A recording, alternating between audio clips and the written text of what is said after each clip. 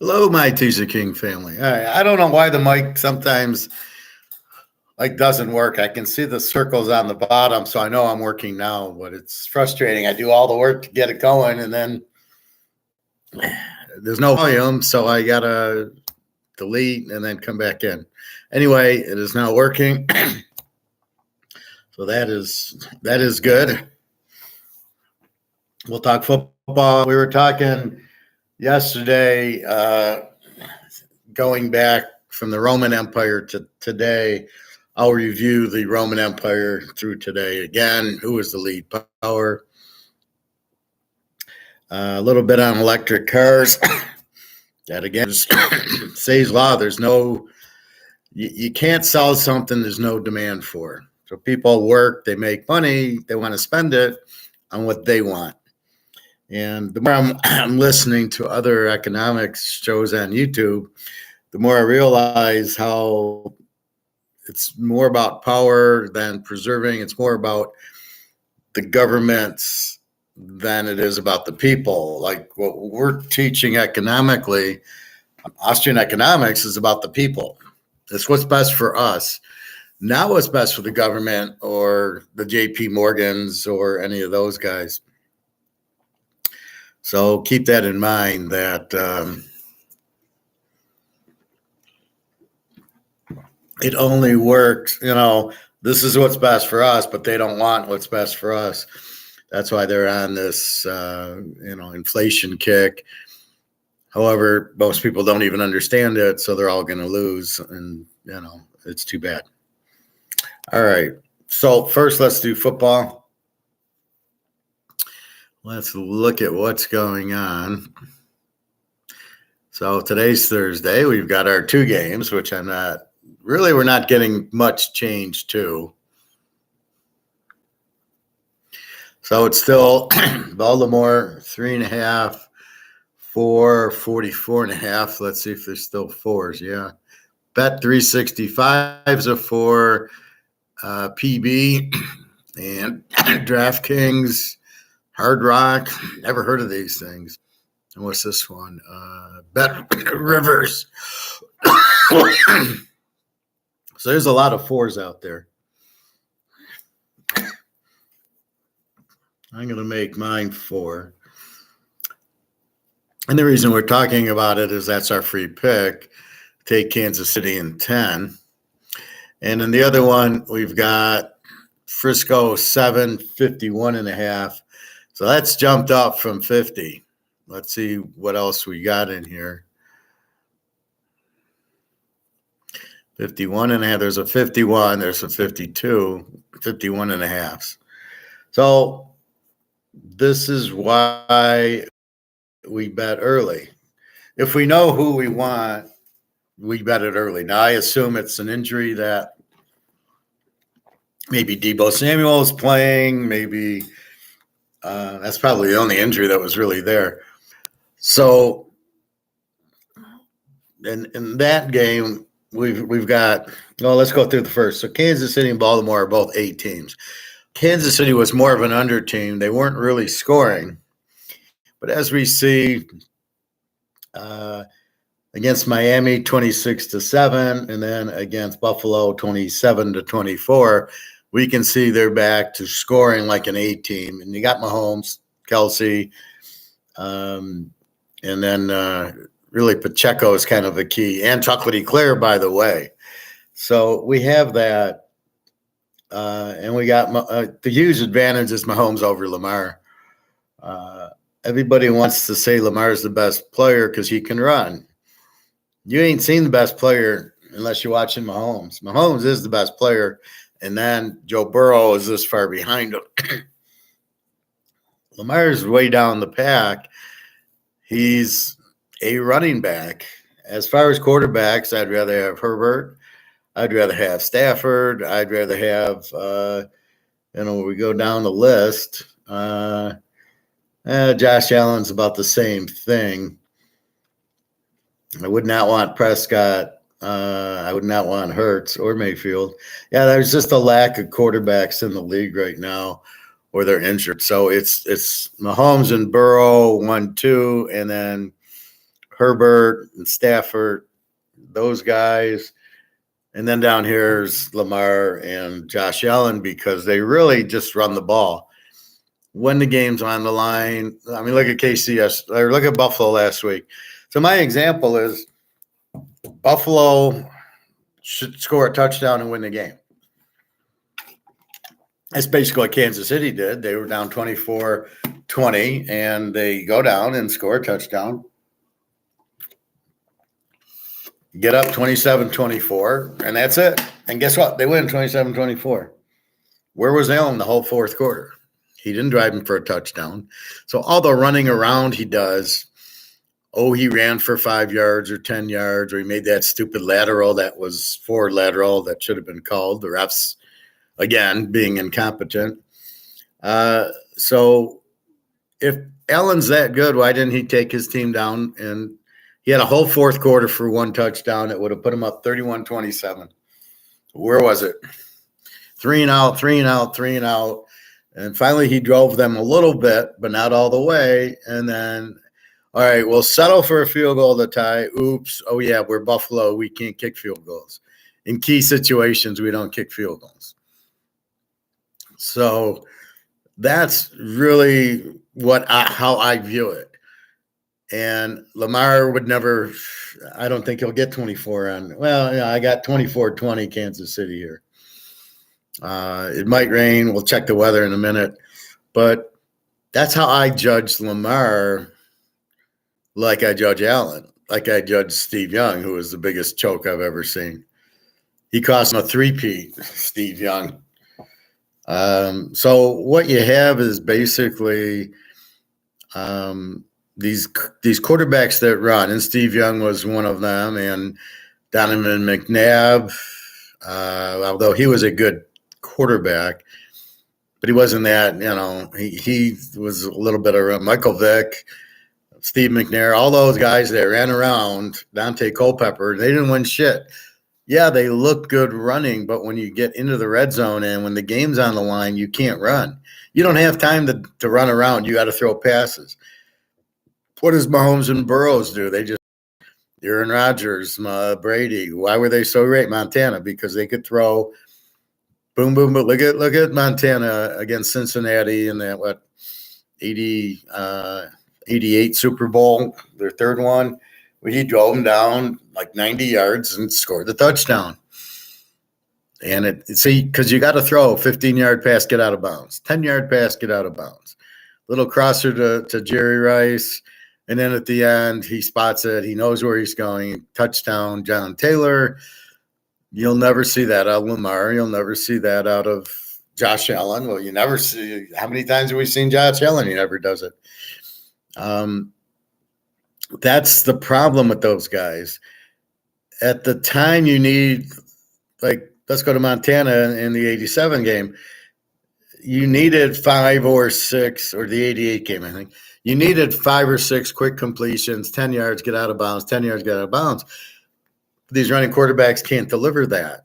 You'll never see Lamar do that. He's not he can't read defenses, first of all. He can never do that. So he's not going to drive you down in the last 3 minutes of a game when you need it. He'll run, but then it runs the clock out, and it doesn't. The defense just lets him run a little bit and then bottles him up, and then he's tackled, and the clock runs and runs and runs, and you're not going to win unless you can complete those passes. So that's where I differ. Is Lamar a good runner? Absolutely. He's a running back. He's not a quarterback. People that think he's a quarterback don't understand what a quarterback is. It's not somebody that goes back and runs. It's somebody that actually throws the ball, i.e. Tom Brady, Joe Montana, Aaron Rodgers. You can run a little, and then Mahomes and Burrow now. You can run a little, but when you need to score, I mean, look at the play Mahomes throws to Kelsey's wide open touchdown. Boom. 5 plays, 75 yards, and gets the guy wide open and hits him. You'll never see Mahomes or Lamar or Hurts or any of these guys do that. They're not capable of it. They are There are running quarterbacks. They look to run, not to throw. They'll never see the guy wide open or even hit him. This is the problem. So you had a 10-10 tie, Baltimore with Houston last week. Finally, he comes out. Now, how'd they score? He ran in one touchdown from the 15. He threw it to the tight end, just kind of throwing it high so the tight end could catch it. And then I think he ran another one in. So hardly great quarterbacking skills, more great running skills. So I don't say he's not a good runner. I say he's not a good quarterback. He's not a Joe Montana, a Tom Brady, a Burrow, a Mahomes, Aaron Rodgers. That's not what he is. And that's what a good quarterback is. I don't put Peyton Manning on the list because he was too big of a choke. That's why I get all giddy about Will Grier or Trask, these guys that are backups, wondering why they're not playing. That's where the league wants to have these running quarterbacks, thinking they're more exciting or whatever the hell is going on. It smells like shit because I got Trask at Tampa, who's 5 times better than Mayfield, and you're not playing him. Not that Mayfield scrambles. Even Mayfield, he's got bad ribs and a bad ankle, and I'm watching highlights last week, and he like runs for a first down, and then instead of getting down, takes a hit for a tackle, and you're like, are you in what part of your ribs or your ankle are we forgetting about? So they really don't get that. So that's my point. If Casey's down and they need 3-4 passes and a touchdown to Kelsey, not a problem. If Lamar needs it, big problem. And that's how I view the game. So anyway, like KC is a dog, I got 10 points. Thank you. And then the Niners and the Lions. The Lions are an over team. They scored 27-28 a game, give up 27 a game. I mean, look at the playoffs. They played LA 24-23. Then they played Tampa, who's not a good offensive team, 31-23. The Lions score, and their defense sucks. So I'm looking at the same thing here. I got the Niners 37, Detroit 24. Detroit will score their 24, 25 points like they did on Tampa, like they did on LA. But there's no way they're stopping Frisco here. Frisco is going to run it down their throat. I love when I hear, and then I just was watching like an analysis, preview of the game, and I just listen to laugh at it. I don't listen to anything that they say, like, oh, I forgot that or I missed that or anything. I know I'm right, and I want to see what they say, and they're talking about, they look at the Lions rush defense. I don't give a fuck about the rush defense. Why would you rush against this team when you can throw all for 400 yards a game against them? Why would you run? So that whole analysis, the guy shows how stupid he is. He doesn't look at the whole thing or their thing. Hey, Bobby Bo, what's going on? So you'll like this show today. We talk about like financial economic history. I did a little yesterday, Roman Empire, stuff like that. And I had gotten up to the French Revolution, but I'm gonna go back and start it back from the Romans. And it's not much. There's six different sections, but yeah, I mean, it's just buy your gold, buy your silver. Yeah, I know, Bobby Bo. It's not the same when you're not on. It was like it shows me I have 2 guys viewing now, and I don't know. Sometimes there's 7 or 8, but I don't see it. Now I'm up to 3. And yesterday was all 0, but at the end it said you had 20 guys viewing. But because I do it live, I know the next day or 2 I get 70, 80 people watching, and that's why I do it. Yeah, metals will fly very soon. Russia's getting very close to gold-backed currency. The dollar's very close to gold. I hate when the argument of the dollar is it's the reserve currency, and it's like, but if you inflate it to 0, even though it's the reserve currency, it's still worthless. And so what they're doing, so what BRICS is doing is coming out with the gold back currency to give competition to the dollar. And of course, if it's gold back, nobody will want the dollar anymore. So right now you can't get out of the dollar if you wanted to. So if you're Argentina, Brazil, or one of these countries, you don't want to go to the dollar to exchange it. So if I got Argentina and I want to buy Brazil, I got to buy US dollars. They don't want to, but there's media to do it. That's what they're doing. BRICS is coming out with the gold back BRICS, so then Argentina will buy gold back BRICS instead of dollars or some form of gold to then buy the Brazil. But because that's not in place yet, what other currency are you going to buy the other currency? And that's where we're at. Yeah, I got to see some of the playback last night. I saw you showed some of the Mark McGuire. Yeah, I do show it a few times just because different people pop in and they're good things to learn. But yeah, it's mostly the Russian stuff. What did I? Yeah, I mean, alligator. I wanted to show. I don't remember the sections. But it's so because they can tell us what's going on in Russia and the ruble and all these guys. So good news, Bobby Bo. Daria is getting the passports on Monday. So I'm going to book Turkey on Monday as soon as she has the passports. And when you buy tickets for somebody else, just FYI, you need the name on their passport. So you got to get their real name that's on the passport because when you're at the gate, they look at your passport and the name's got to match. So just FYI, so that was good news today. Anyway, so finishing up with the football. So we got the Lions, a very explosive team, but without a defense. So they're like San Diego. And I heard Jim Harbaugh is now the coach of San Diego, which is where I thought he'd go. He likes California. He's got all the weapons. They should win right away. You got Khalil Mack, Boza, and James, and then you got Herbert, Eckler, Kelly, and Keenan Allen. He picks up a few Michigan. Maybe he gets the Michigan running back, or he doesn't even need that. Pick up some more defense and a good defensive coordinator. And I thought Denver would be a lot for Kansas City this year, but that's the thing. I remember Nick saying last week. Thank you, Bobby Bo.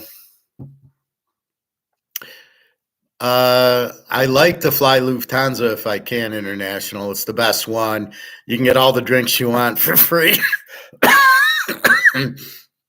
They serve you a nice meal. And they're German, so they're efficient. But I've flown like United and American recently, and I think it was American I didn't like. I liked United better. But if you can get Lufthansa, so I don't know who goes to Turkey, but we'll find out. Yeah, Harbaugh is going to turn things around for the Chargers. Yeah, Lufthansa. Yeah. Yeah, it's a very good. Like if you go to Amsterdam, I think it's LUFT. Well, here I'll show you.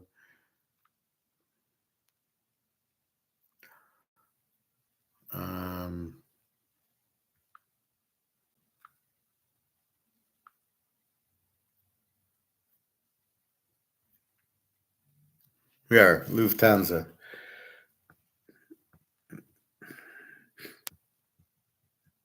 That's their app. So it's funny. I only use Uber when I'm international. I never use it here because I have my car. But there, you really got to be careful with taxis scamming you. So you got your Lufthansa and you got your Uber all set up. But that's what you use.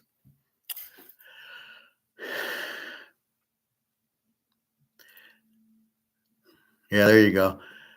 You a Harbaugh fan? Yeah, I liked him at the Niners. I won a lot of money. He's a good under. I think I had the dog in that Richard Sherman game when they played Seattle, so I was okay when he intercepted. very stupid pass by Kaepernick to throw it on Richard Sherman. Like, yeah, that's not going to work. But I like them. I didn't really root for Michigan this year because I thought their schedule was a joke, and they got rewarded for having a ridiculously bad schedule. I was happy to bet Alabama. I never worried about that one. I'm asking because I know you usually hate Michigan. Well, I hate the Lions. Michigan, I liked when Bo was there. But Harbaugh, not sure. Lieutenant, yeah, okay. It's German Airlines, so I'm sure they go to Amsterdam. It used to be the hub was Northwest here in Michigan, and Detroit was the hub for Northwest, and their hub in Europe was Amsterdam. But I think it's now Delta or somebody. But if you're going to Amsterdam, I would fly to Detroit and then nonstop it to Amsterdam. That's the only good thing about it. But yeah, and it's good. There are plenty of. If you go on a weekday and you say, "Look, I got a bad back and I get a row by myself," and they're like, "Sure, pick a row," and you can just lay down for 8 hours. You got the movies, a lot of good movies, and good food, and they serve you wine and whatever for nothing, and it's just German. So I mean, it's a very good airline. Highly recommend it. I would prefer that. So hopefully it goes to Turkey. So I'll probably fly into Frankfurt and then fly from Frankfurt to Turkey when I go. That would probably be what we do. And then hopefully I can fly from Detroit to Frankfurt like I did for Berlin. And then Frankfurt, you wait 2-3 hours and you fly into Turkey. I probably won't go to the big city in Turkey. I can't remember. There's a littler city that's more like a resort with beaches and stuff. We'll probably go there because I don't want to. I'm not a mosque or a church guy. I'm not. My religion is strictly football and poker. So I probably won't want to go see mosque and everything. Oh, and in Istanbul. Not a big. I don't really need to go there, and it's a lot of. I was watching a scam show yesterday on YouTube. And this guy goes and gets scammed, but he's videotaping it and he's saying, here, so you can avoid it. And the biggest scam, there's a taxi scam. We got to be careful. The taxis run their thing fast. And then the other was going to a club. So a guy will pick you up, hey, and then he takes you for a drink. Hey, let's go to a club. We can go see some girls. And then they take you in and you have a couple of drinks, but you don't know what you're paying for. And the next thing you know, you get $1,000 US bill for two beers, and they threaten to beat you up So I don't know how it varies from Las Vegas, where if you go to a club, it's $500 for a bottle of wine or something. But that's the thing. You've got to ask for prices. And if they can't give it to you, you leave. Now, I'm not a big club person. I don't think Daria is going to be either. But that's what you do is you got to be careful. Go to a menu, check out the prices, and just be careful. They're all scam, but they all need money because it's inflation everywhere. But I was watching that, and the guy does a few good ones. I'll show you when I go into YouTube. The one I watched, he did one in Rome, Italy, where the gladiator characters are scamming you, and there's a big scam going on at the Vatican Museum. Oh, you can have a tea with the Pope, and and they want to charge you. It's like, yeah, the Pope wants to see me. Yeah, okay, crazy. Bobby Bo, I was talking to this woman I know about buying metals, and she liked it, but said she don't dare buy because she's paranoid she would lose or get robbed of her medals.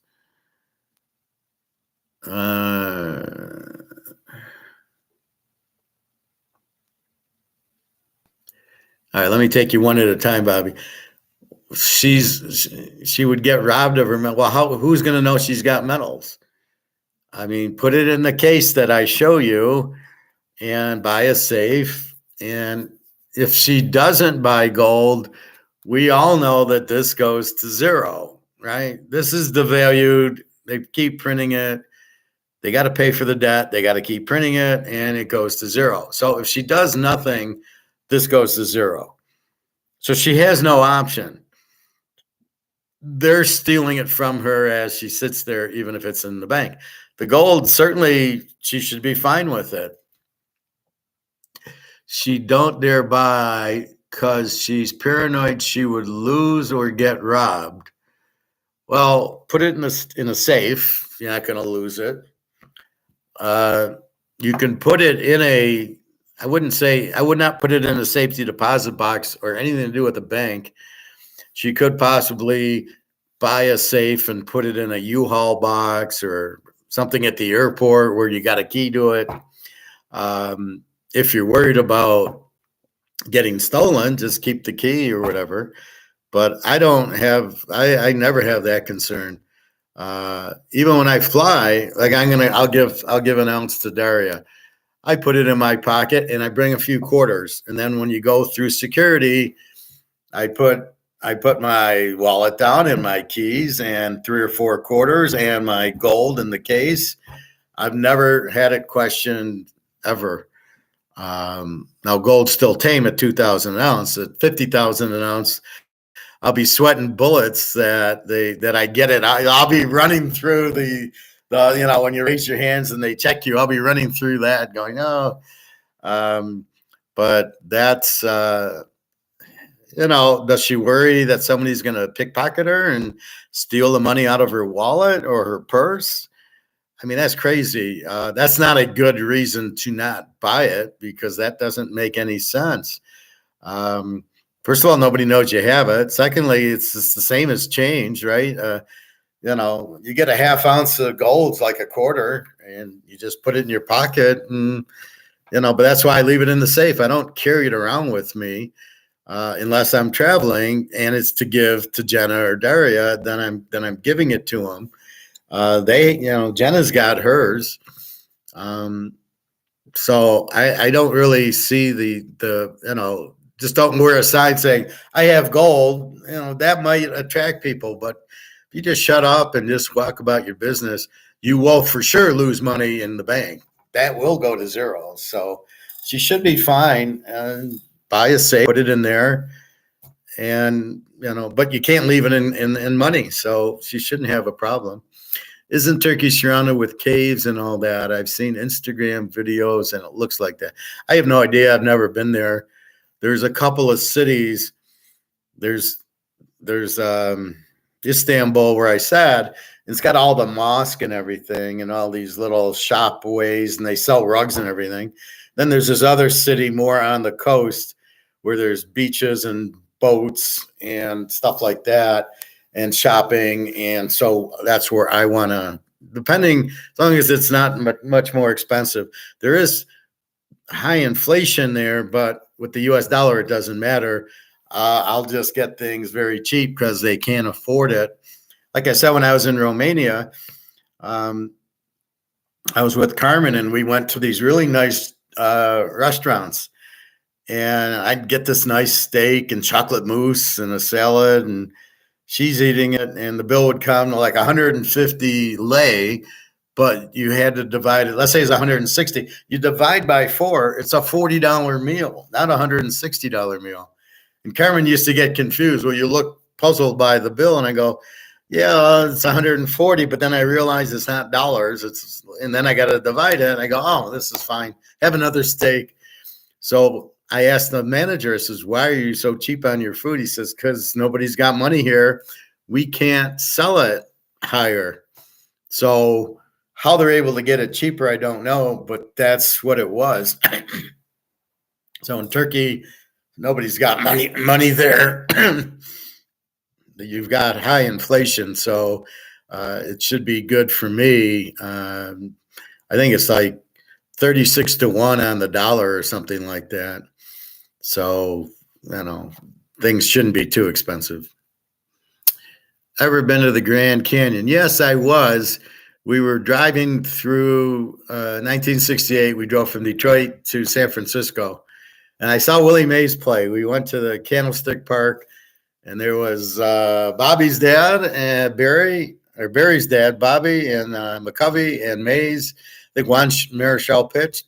But on the way, we drove through the Grand Canyon into Vegas to LA and then up to San Francisco. So it was like a 2-week family vacation. I don't know. The Grand Canyon was hot, and I'm like, yeah, it's a hole. Like, not the same like when you're in Vegas and you're with slot machines and everything. So there's a big difference there. But it was okay, but nothing boring to me. She also kept asking me, but how long will I have to hold it before it goes up?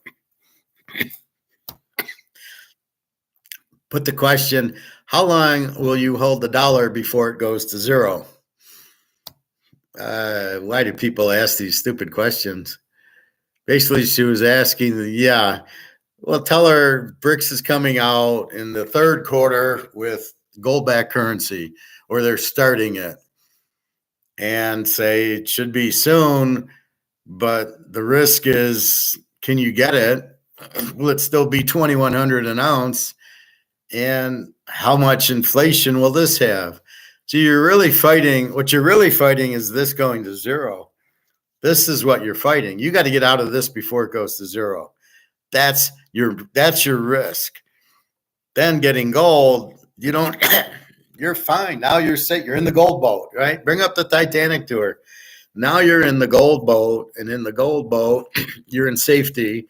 You're off the Titanic. The Titanic's sinking. This is sinking. This will be zero very soon. There's nothing they can do. You got a $35 trillion debt going to 40, according to Alligator. They keep printing. Every budget they do, they're losing $2-3 trillion in. And they want to blow it up. So there's nothing that can stop this from going to zero. So it's hit the iceberg. It's worth 1 cent. At what point does it sink is really your answer to her. Is it's sinking. Can you afford to stay in the dollar? Don't worry, gold's going up, but it won't go down. As this goes to zero, gold is sitting at 2,100, is not going anywhere.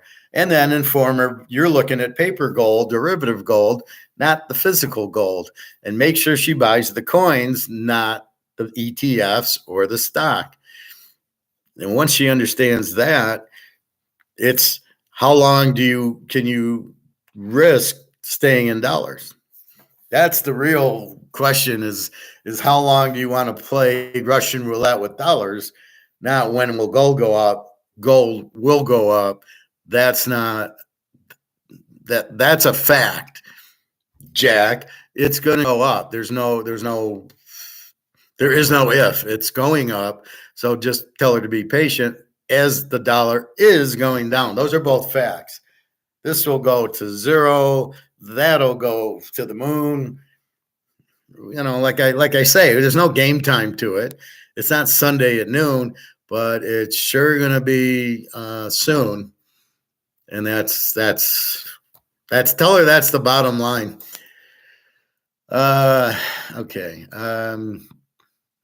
Bobby, I think Luke has doubts about metals. He said something about gambling with his life savings at 42, which was hilarious, but I think he will be good with all that gold and tons of silver he has. Yeah, well, that's what I tried to reassure him. The only gamble you have is to stay in this. This is your gamble. How long do you want to stay in this before it goes to zero? It is going to zero. There is nothing that can stop it. You got a $35 trillion debt, and the way they pay interest is to print money. There is nothing else. Then you got all this money printed for all these other countries.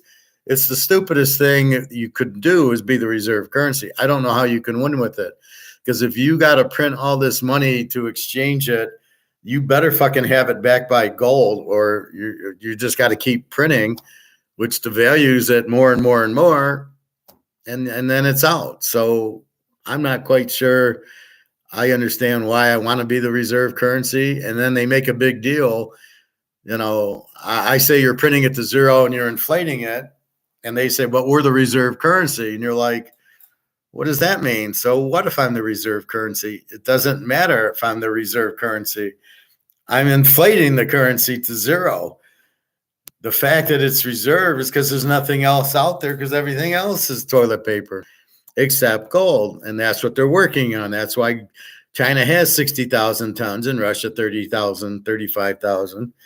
That's what they're going to do, come out with the money backed by gold. So gold will need a much higher price to print all this money out. So that's why you're going to get at least a $10,000 gold when BRICS finally comes out with it, if not higher. And, that's really what you need to understand is they're printing this to nothing. So ask your friend, can she afford to keep her money in dollars? And when you explain that the dollars are going to zero, that's why I don't understand Luke. He knows there's no risk. I'm not sure if he was joking or not. He's gambling with his life. There is no gamble. This is safer than betting Mahomes as an underdog, which is about as safe a bet as you can make. There's nothing that, where's the gamble? Like I said, if you think like that and you're out of your dollars and you buy $500,000 worth of gold and silver, especially silver now at 25 an ounce. But if you buy, 500,000 of that, how are you gambling? Oh, geez, it's been a year. It's still at that price.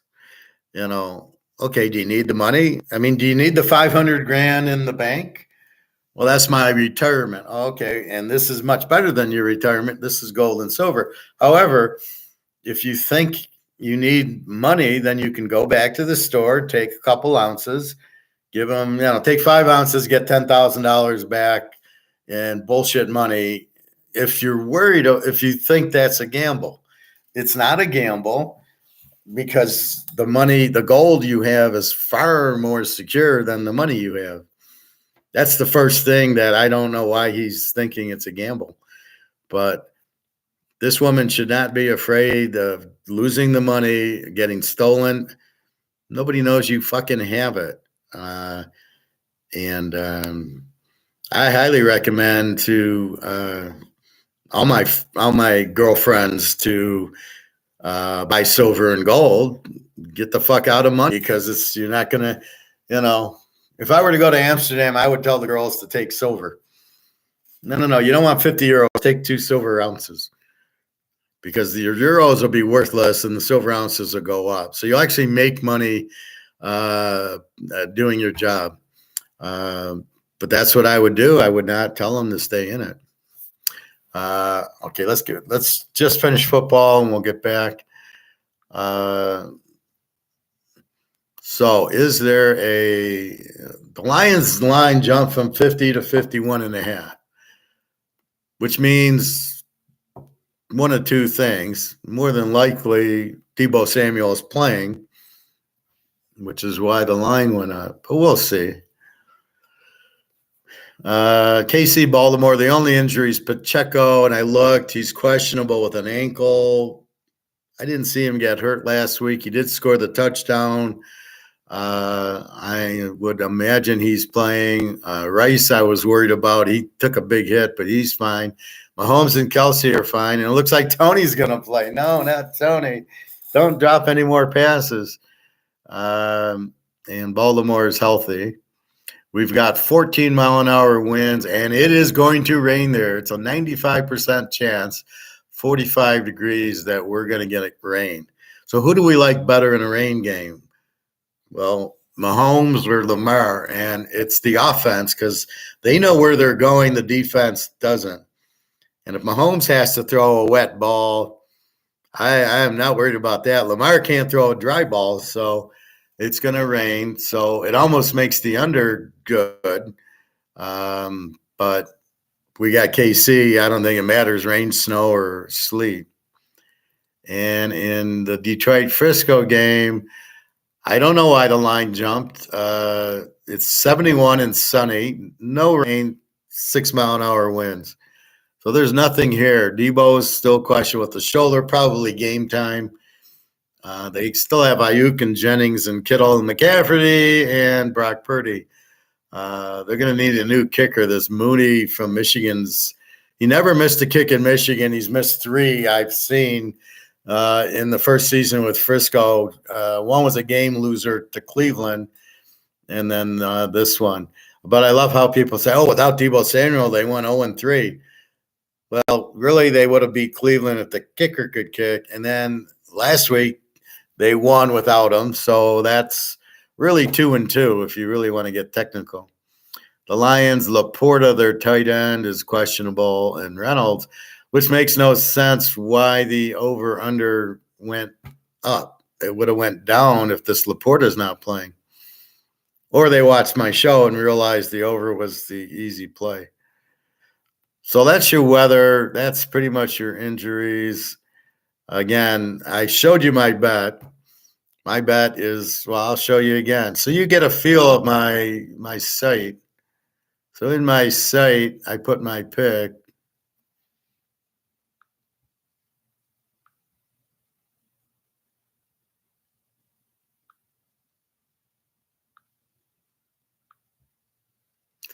I'm getting an internal server error. I get that once in a while for a few minutes. I'll show you my pick later. It's Kansas City, Detroit over like 31 units or 33 units. It's a big bet, but I can't show you now because it's not fucking working. Okay. I'll show you later. So let's check our fake gold paper price. And it's at 2017, our fake gold price. Oh, look, at 10 o'clock, it went from 2025 to, it went down $12 at 10 o'clock for no reason. I love that. And then it's sitting around there. It's just derivatives that are fake. I love when they try to, I was listening to one YouTube and they try to explain the gold going down without using the derivative or the paper word. And you're like, no, negative. You're a fucking idiot. Get off of YouTube. See, this is what confuses people like your friends and Luke. They start seeing the YouTube and they go, oh, gold's down because of the economy or the Fed's going to lower interest rates and all this bullshit. The Fed ain't lowering interest rates. That's what Alligator told us. That's why we listen to Alligator. Or Mark McGuire is not, I don't know if he's in depth as that. And Egon doesn't really care. He's like, well, the dollar's going out and gold's going to go up, so don't worry about it. Egon thinks we're at the last 5 minutes of the stadium filling with water where you double the drop of water, and after it takes 50 minutes. After 43 minutes, it's 7% full. In the last 7 minutes, it goes from 7% to 100 because everything keeps doubling. And he's thinking we're right there right now, and I do too. So as far as Luke, he's not gambling anything. Yeah, I'm glad that Ellery came back because he was doing a Madoff on us for a while. Well, he's like doing the circuit now. This is the 3rd show I've seen him on. There's one show I've never seen before, but I see Alligator in the picture. So everybody's trying to get ratings and get Alligator on because he's one of the few besides Egon who can actually explain it.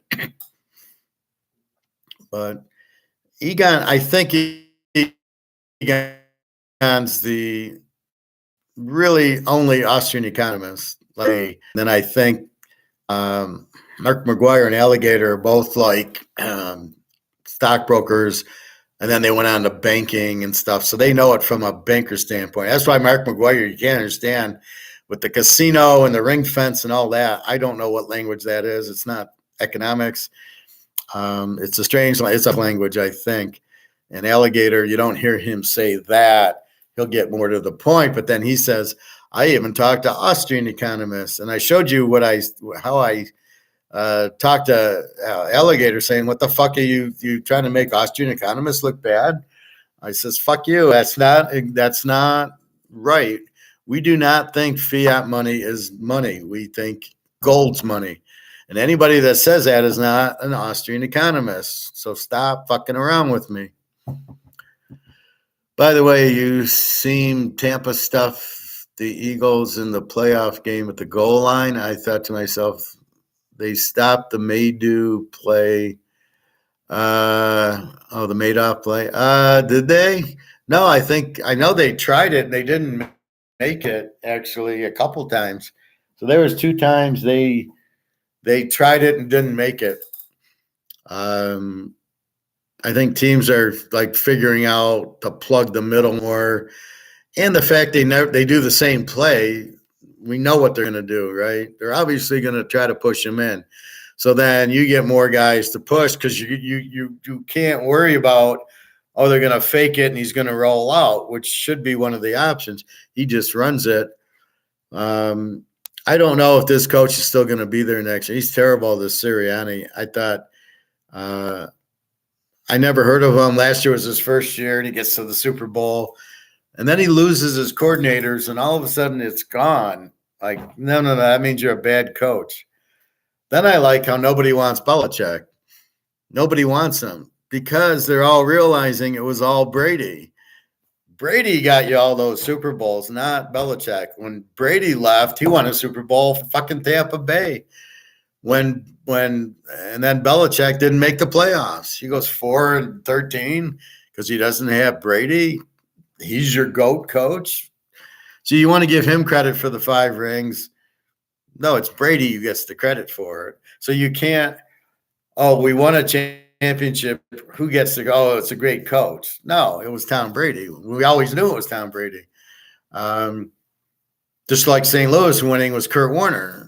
They didn't have Kurt Warner. They got Kurt Warner. They won the Super Bowl. Arizona going to the Super Bowl was Kurt Warner. So, hey, it's Kurt Warner's the guy. And as soon as you lose them, you don't get back. Tells me that if it was the coach, you could win with anybody. That's what you take out of it.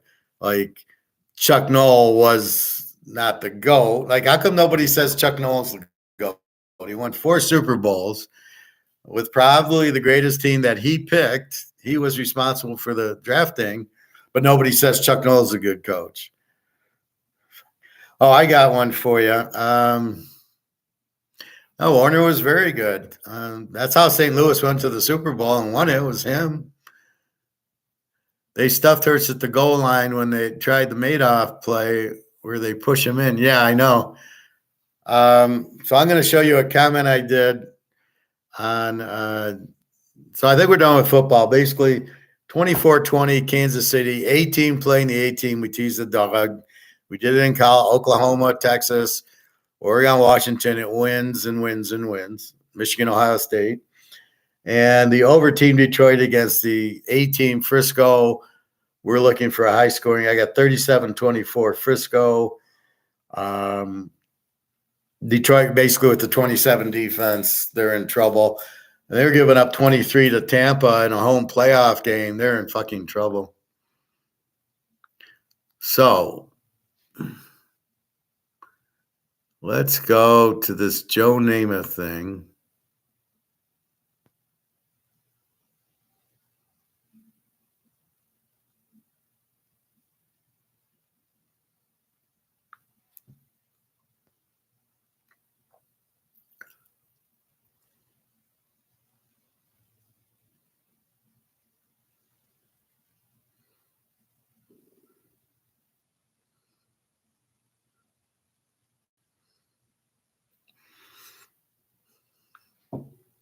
This is a metabolism killer, this is a metabolism killer, and this is a metabolism killer.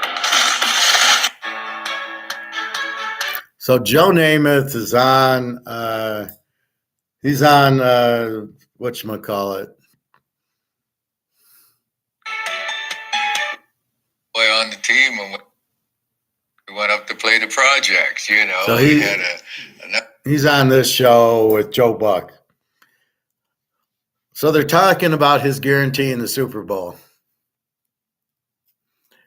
No chance NFL will let Chiefs lose.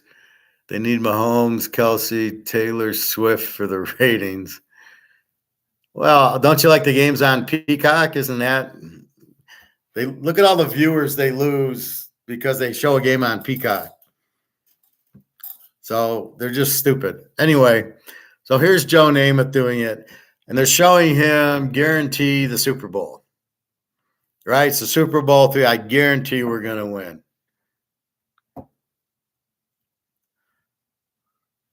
Look at my comment.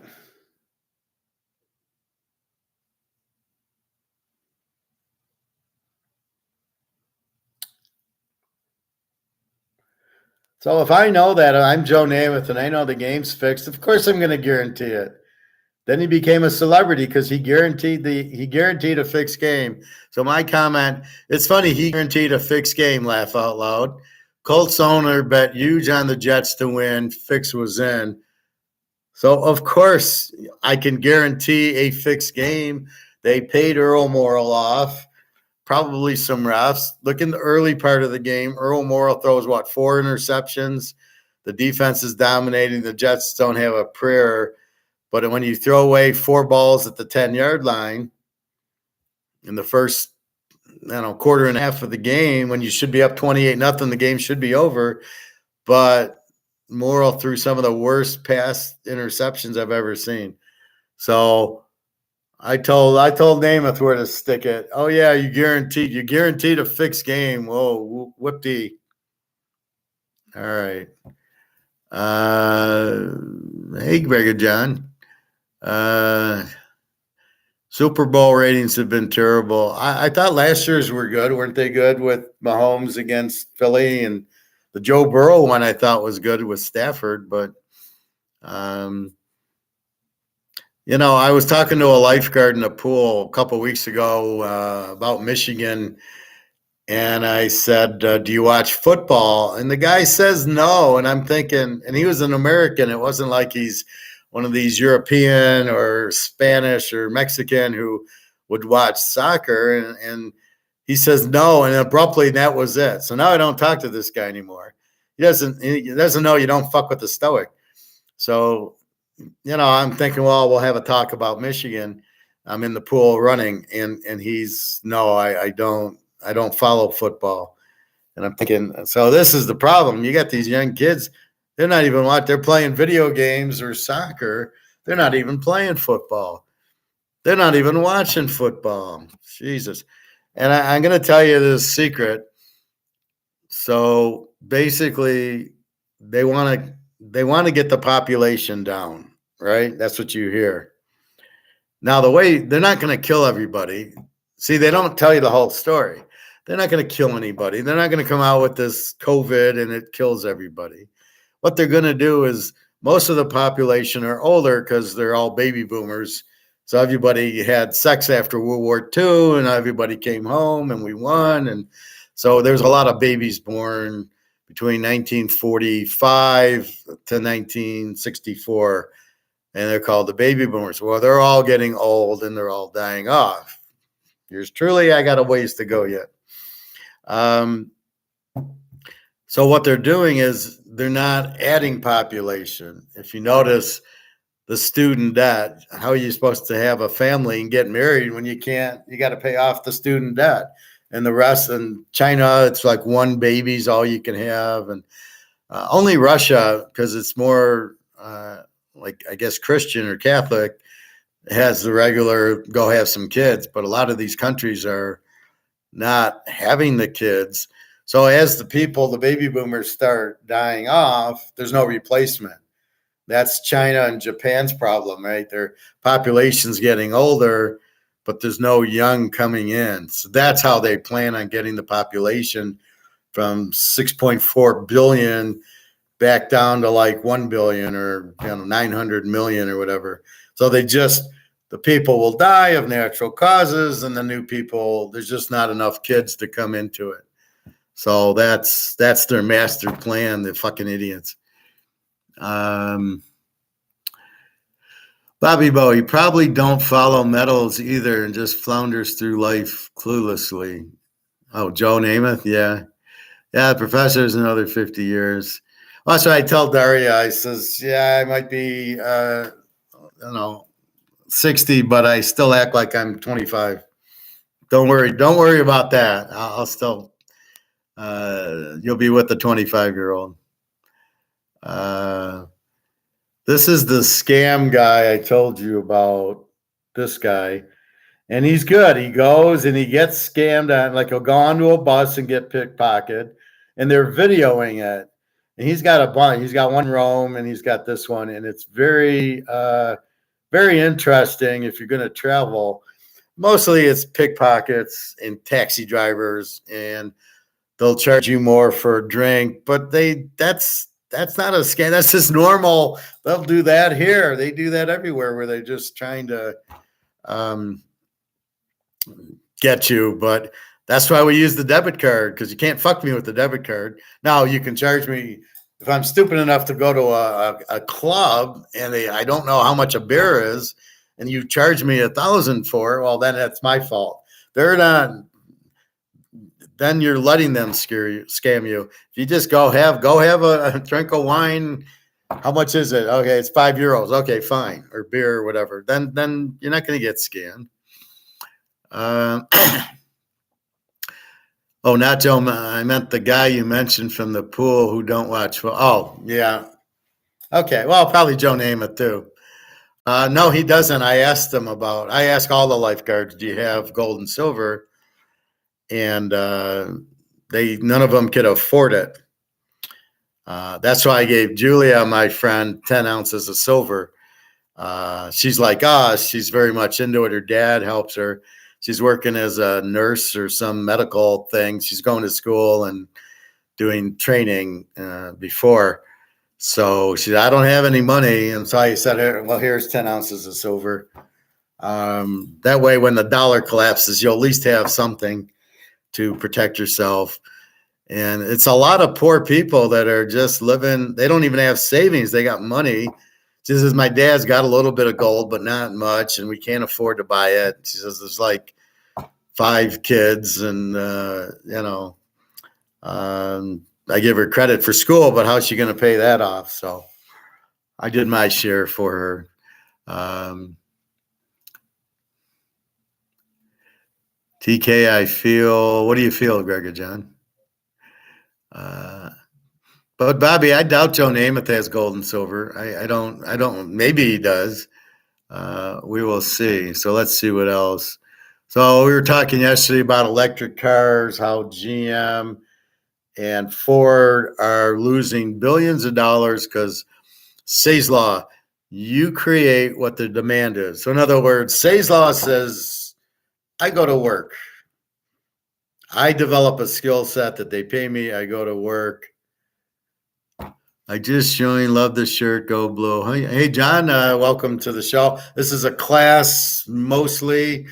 So I'm the teacher, but as you can see, Bobby and Greg, John and Nick, they, please ask questions and I'll answer them. So I like to keep a free forum where you can go off base and ask other questions, but the topic's going to be economics and gold and football. So I gave my football picks. I'm a handicapper and an economist, a rare blend. So I gave the football picks, KC, and go over in the Detroit game. I do teasers, so that's what I do. Class for what? Class for football, picking, handicapping, and Austrian economics, which includes gold and everything. That's what the class is. So you're in a master's class of economics that you don't have to pay for, and how to handicap football games, which basically me and 5 other people actually know what we're doing in it. So as I said, so Say's Law says that you develop a skill and you get paid. And then what do you do with the money? So you pay your bills, you eat, you pay rent, you pay your car, you pay gas, electricity, take your girlfriends out. And then you should have you don't want to spend more than you get. If you get $1,000 and you want to spend $1,500, you want to spend as little as possible there. And then what do you do with the excess money? So that's where we get into buying gold and silver. So the point is that we dictate the market. So we say, you know what? I want Canadian Club. This is what I want. I want to spend my money on. I want a Mahomes card. So I go ahead and this is what I'm going to do with my money. And so you produce that, right? You produce Canadian Club, you produce the baseball cards. That's what you produce. John is the man. Who is John? Do you play ball, John, or are you one of Bobby's friends? All right, maybe not. Okay. So, but this is Austrian economics. You don't play ball. Bobby plays ball. I'm sure you've heard of him. That's who you're talking to. You're talking to Bobby Bowe. He's our man. He's our celebrity guest, but we don't let him like guest host anything. So,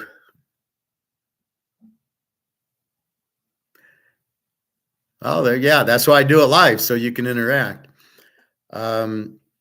Anyway, so Say's Law says you go to work and you demand things. Is it, Oreo cookies or Chips Ahoy or Cheerios or Pepsi, or it's what you want. They need to make it. And that's what Say's Law is. It's an economic law from the 1830s that says you have money, you then say, I want this, and somebody's supposed to produce it. What we show is Adam Smith. Somebody wants, muffins at a bakery, and the baker makes the muffins because the people want it. And then the other baker sees it and he says, shit, I can make money selling muffins because everybody seems to want it. And then there's competition, better quality, lower prices, and the customer wins. And my point about electric cars is nobody wants them.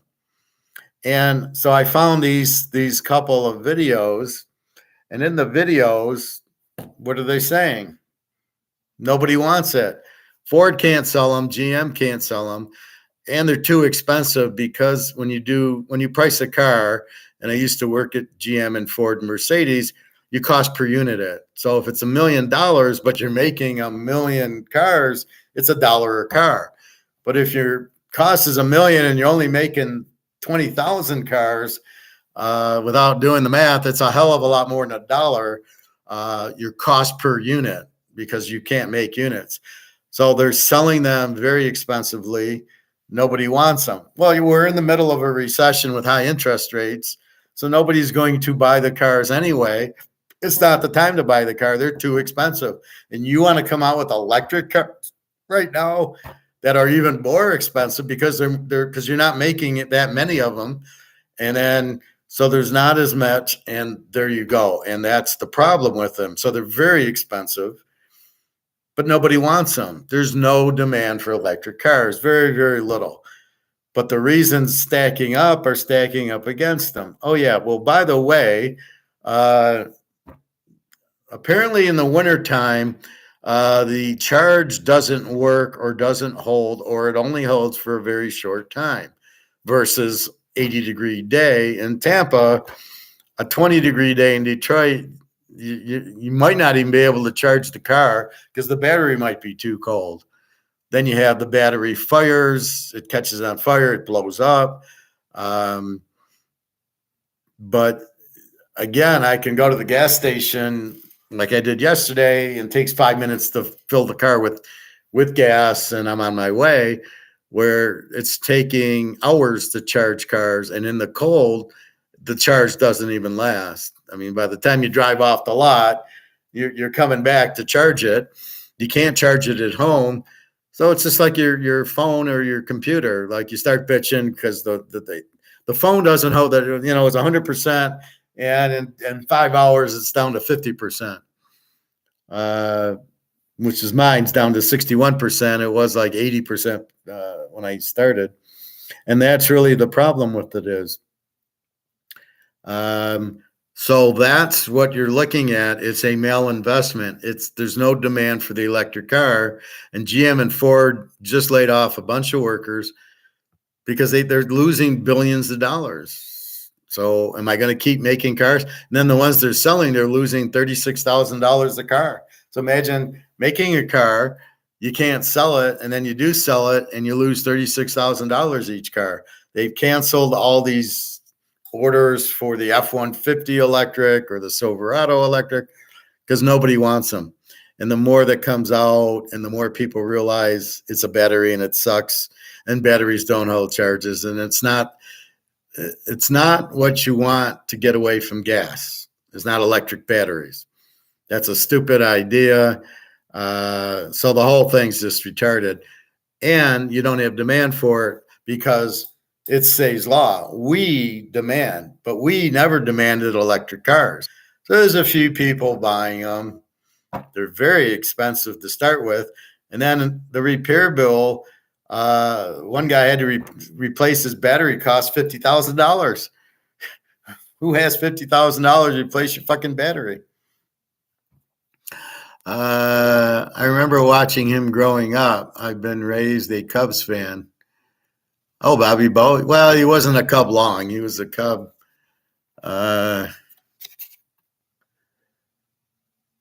He was, in 86, he's White Sox and Pirates. I don't think he played for, did you play for the Cubs, Bobby? I know he played for the Pirates, and I know he played for the Mets. And then I think he even said he played for Florida when they won the World Series. But he was the man. He kept Barry Bonds in check. So, again, you cannot make something there's no demand for.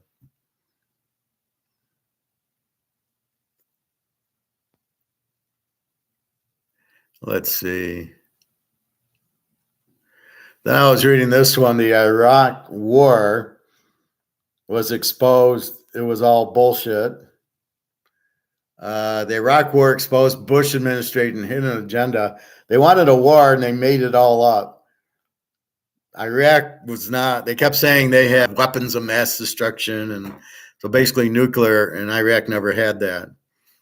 And so they created this war for oil, and it was just a joke. My favorite, how the Twin Towers collapsed. It was a demolition job. It did not collapse because of the heat from the airlines. So they'll make it sound like, yeah, the oil from the airplanes when they crashed was too hot and it destroyed the building. It's like, really? You want us to believe that bullshit? First of all, it was a bank robbery. There was billions of dollars of gold underneath it. Secondly, there was a demolition job. You could see the puffs of smoke like the stardust going down. Thirdly, airplane engine fuel does not burn at a high enough thing to melt steel. To melt steel, you need like 2,800 degree temperature to melt the steel. And the airline fuel burns at about, I think, 700-800. Oops, it doesn't burn high enough to melt the steel. How did the steel melt? It didn't melt. It was done. It was demolished. And the way the building was made, it would never collapse like that because there was stoppers in it. So it would have fallen like 2 floors, and that would have been it. What a joke! This was I was reading. EVs are exploding. Let's have fun and look at that one. My husband makes me the happiest woman in bed, and I'm going to share his secret with you today. Don't need a horror secret. story that shook everyone. The tragic death of Omar Awan in his Tesla Model S is a stark reminder of the potential dangers. Awan, a 48-year-old anesthesiologist and father of 5, was behind the wheel of his dream car, a sleek blue Tesla Model S. That's the with problem. fast That shouldn't be his dream He lost car. control of the vehicle, which then crashed into a palm tree in South Florida. But it wasn't the crash itself that led to his untimely demise. It was what happened next that is both horrific and unsettling. Tesla's futuristic design, often lauded for its innovation, turned into a death trap for Awan. After the crash, the car's lithium-ion battery caught fire. Smoke and flames rapidly engulfed the vehicle. Awan was trapped inside with the fire consuming him from his feet up. Bystanders watched in horror, unable to assist. The retractable door handles of the Tesla, designed to auto-present when a key fob is detected, malfunctioned. This isn't an isolated incident, though. Last April, a Tesla in a Shanghai parking garage went up in flames, captured in a video that went viral, leading to an internal investigation by Tesla.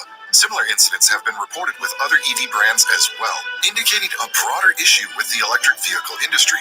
This is an urgent call to all potential EV buyers and current owners. Your safety and that of your loved ones might be hanging by a thread. But here's the truly terrifying part. The danger doesn't end when the fire dies out. The risk of your EV catching fire can linger for weeks after, leaving you and your vehicle vulnerable at any moment. Picture this, you're out for a drive, and out of nowhere, your car becomes a raging fireball. We need to ask ourselves, as much as electric cars are praised for their environmental benefits, are they equipped to ensure our safety? What led to this Tesla bursting into flames in broad daylight? And the crucial question, is your electric vehicle a ticking time bomb too? It's not just that cars are affected. E-bikes and e-scooters are also part of this troubling trend. Remember the e-bike shop fire in New York's Chinatown? It resulted in the tragic loss of 4 lives. These incidents aren't isolated. They're part of a growing pattern of lithium-ion battery fires that are causing devastation and a loss of life. So how does an EV catch fire? At the heart of every EV is a lithium-ion battery. These batteries are miracles of modern engineering, enabling us to store large amounts of energy in a relatively small space. However, they come with a risk that becomes deadly when things go wrong. When these batteries are damaged, say in a crash or due to manufacturing defects, they can enter a state known as thermal runaway. This is a process where increasing temperature releases energy that further increases the temperature, leading to a catastrophic and uncontrolled release of energy. In other words, a fire or an explosion. Now you might be thinking, okay, some EVs are catching fire, but there's no other problems, right? That's a big no. Let me tell you about 3 more problems, and I promise you, you would have never thought about the second issue. The first shocker was the EV reliability report from Consumer Reports that shook all EV makers this month. It turns out that EVs are having nearly 80% more repair problems compared to a gas or hybrid car. The most common problems plaguing EVs relate to their EV battery and charging systems, alongside issues with the fitting of body panels and interior parts. It's a clear indication that despite the technological advancements, EV manufacturers are still grappling with the challenge of perfecting these new power systems. But that's not all. Plug-in hybrid electric vehicles, or PHEVs, fare even worse in this scenario, with almost 150% more problems. This is attributed to the added complexity of combining internal combustion engines with an electric drive. More parts, more systems, more potential for things to go wrong. It's a recipe for reliability disasters. When it comes to the most reliable automakers, the list is topped by brands known for their commitment to quality and dependability. Lexus leads the pack, followed closely by Toyota, Mini, Acura, and Honda. In a stark contrast, the bottom of the reliability barrel features names like Jeep, Volkswagen, Rivian, Mercedes-Benz, and Tesla. The next major caveat in this current EV lineup is the issue of repairability. People are buying EVs to save on fuel costs, but little do they realize what's about to hit them. The cost of replacing a damaged EV battery is almost the same as the car itself. Don't believe me? Check this out. The first case is from Canada, where a man got a minor scratch on his vehicle's underbelly. The next thing he knows, he's being quoted a repair bill of $60,000, which is just $10,000 shy of the cost of the car to begin with. Then he turned to the insurance, and it was written off. The very same insurance for which EV owners are having to pay over $500 every single month. Another Ontario man was quoted an eye-watering $50,000 to replace the battery in his 2017 Tesla, a cost he opted to avoid by scrapping the vehicle instead. Next up, we have the issue of EV range and poor charging infrastructure, which is something the public is most worried about. Americans love taking road trips, and the freedom that comes with personal vehicles has clashed with the realities of EV technology, leading to frustration. The average American insists on at least 300 miles of range, significantly higher than global averages. But here's the twist. The actual range of EVs often falls short of these expectations. A vehicle rated for 250 miles might not give you those 250 miles in real-world conditions. Factors like using the heater or air conditioning, driving speed, and even external factors like wind or rain can significantly reduce this number. Additionally, battery life decreases over time, further diminishing the range. For instance, a car that starts with a 250-mile range might only offer around 90 miles of effective range under certain conditions. This stark difference between expectation and reality contributes to what is commonly known as range anxiety. Many EV owners face what's known as charging deserts, areas with insufficient charging stations. Moreover, the existing infrastructure often grapples with reliability issues. There's one simple sugar hack anyone can do to stabilize glucose levels Hate almost these overnight. commercials. Did you know that Infrastructure often grapples with reliability issues. It's not uncommon for drivers to find broken chargers or face long queues at charging stations. This inadequacy is more profound outside urban centers and in less affluent areas. The financial aspect of charging an EV is another concern. While home charging is an option for many, public charging, especially fast charging, can be expensive. As more and more of these EV fire reports are showing up, the market is also crashing, which is good news for you as EVs will then get cheaper. Even Tesla, the leader in EVs, has decreased its prices more than 3 times in a single quarter. Luxury car makers like Audi and BMW are giving discounts worth more than $10,000 on each EV they sell. Furthermore, Mercedes CEO was recently caught saying in an interview that the EV market is brutal right now and profits wouldn't be achievable anytime soon. But 2 companies that are suffering the most are probably General Motors and Ford. Ford is under a $4 billion loss even after previously getting $9 billion from the government. They are selling EVs at a loss of $36,000 per vehicle. Next up, we have General Motors, whose CEO Mary Barra has outright refused to make any budget EVs. She says that no one wants to buy cheap EVs, so she's going to turn GM into a luxury EV brand and focus on high-end cars instead. Only time is going to tell how bad this decision was. Now that you know all the problems plaguing the EV. So we're not going to buy stock in any of these EV cars, right? Basically, the market's here, and they're trying to sell them here. And in EVs, there is no market. So they're trying to sell a product with no demand, and they wonder why they can't sell them. Now you add in the mileage isn't what it says. You got to replace the battery. You get into an accident, you just scrap the car. Insurance is high. Fires, you're going to get killed. I never have once been in my Camry worried it's going to blow up or catch on fire. It doesn't even cross my mind. So why would I want an electric car? Why? What is the appeal to it? And they'll tell you to save the environment, but how honest are they about that? This is the government. They're not honest about anything. So anyway, that's what you got with electric cars. You got a market. There's no demand for it. The price is way too high, and that doesn't include the interest rates, which I'm sure are 10% higher. The government giving Ford all this money, where did they think they got that from? Oh, they printed it. They inflated more and more money, because where does the government get any of their money? They inflate it. They print it. So anyway, let's see.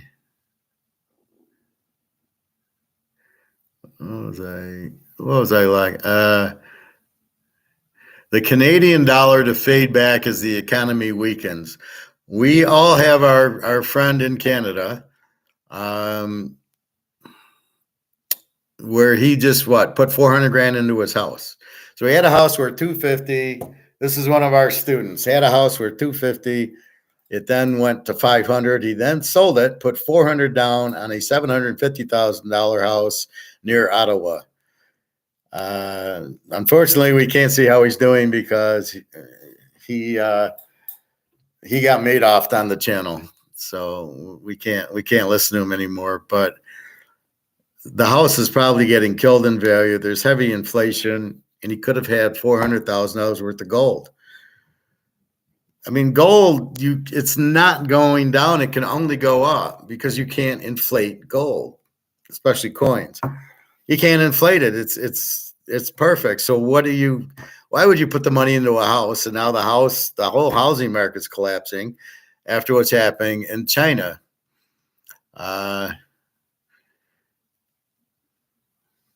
Let's see. Let's take a quick look at China's stock market. So you don't think the U.S. stock market can collapse? It's not going to happen. That's what China thought. This guy's been sleeping in our parking lot for the last 3 days. Hey, sir, wake up. Wake China's stock markets are reeling with $6 trillion wiped off the value of Chinese and Hong Kong stocks since their peak in February 2021. This year alone, the Hang Seng index has nosedived by 10%. The Shanghai Composite and Shenzhen Component indices also registered losses. This decline raises echoes of the 2015-2016 stock market crash, reflecting a crisis of confidence among investors concerned about China's economic future. The second largest economy is grappling with a myriad of challenges. This includes a record downturn in real estate, deflation, rising debt, a declining birth rate, and a shrinking workforce. Policies have rattled the private sector and scared away foreign firms. China's economic growth hit 5.2% in 2023, marking its slowest pace since 1990.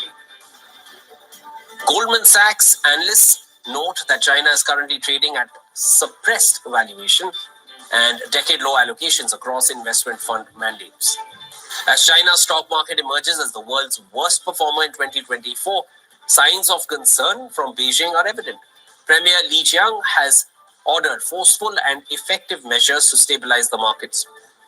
Reports suggest the government is contemplating direct intervention, asking banks to sell dollars and considering a stock market stabilization fund of $282 billion. However, questions linger about the effectiveness of policies rolled out by Beijing over the past year. This crisis has far-reaching global implications, impacting not just China's economy, but sending shockwaves through international markets.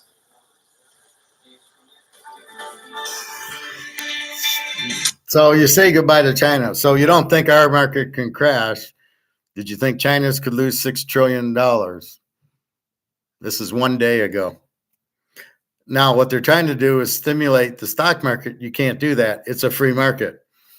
You put it in or you put it out and you bid on it. You can't control it. Now, I think it's because of the inflation that the yuan has, where it's like here, right? What do we say? All the money is outside the U.S. And as they realize the U.S. money is worthless, they will sell their stocks in the U.S. and their houses and their bonds and pull their money from the bank and get it out of dollars and put it into, well, once the BRICS gold-backed currency comes out, it'll all go into that. But that's what's happening. So in China, it's the same thing. They're just pulling their money out for safety. They realize the yuan's going to zero, just like the dollar. And that's where I think the gold-backed currencies will be out even quicker, because these countries are all, the dominoes are falling. And the first thing that happens is they realize it and the stock market gets crashed. So not too long before our market crashes. But, nobody understands that, but obviously except for the professor. So that's why you don't want to have your money in stocks, because boom, there goes $6 trillion of it, because it's just a selling thing and nobody wants to buy it.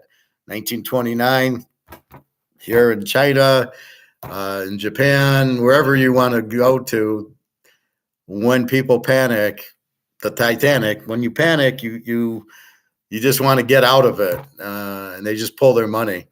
That's why I tell Luke about the gold stocks. Yeah, in a normal world, yeah, gold goes up, the stocks should go up. But we're not in a normal world, and nobody wants to be in U.S. dollars. So the only thing you can do is buy the gold coins. Bobby Bow, the guy you put on the fill list. Yeah, exactly.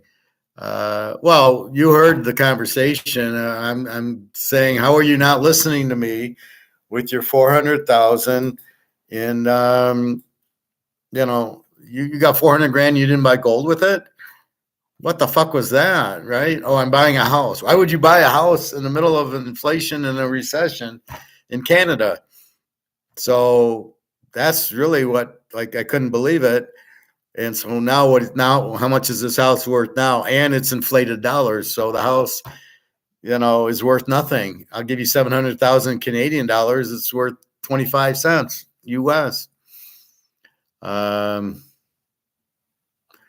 Let's see. Now there was one thing on gold gold bullion slips, silver sinks as COMEX bulls retreat ahead. but it was Keynesian. So they're trying to say it's because of the news, and they're not. So I won't. Standalone price action and order flows are obsolete. Let me tell you why. We don't give a And fuck. finance group MK.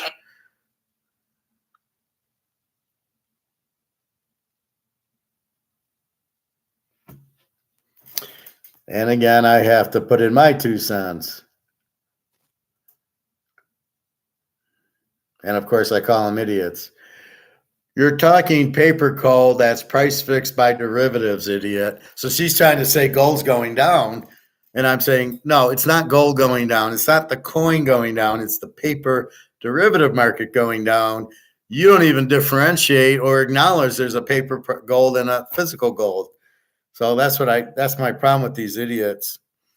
And then if you listen to them, you get the wrong news. So I don't want you to do that.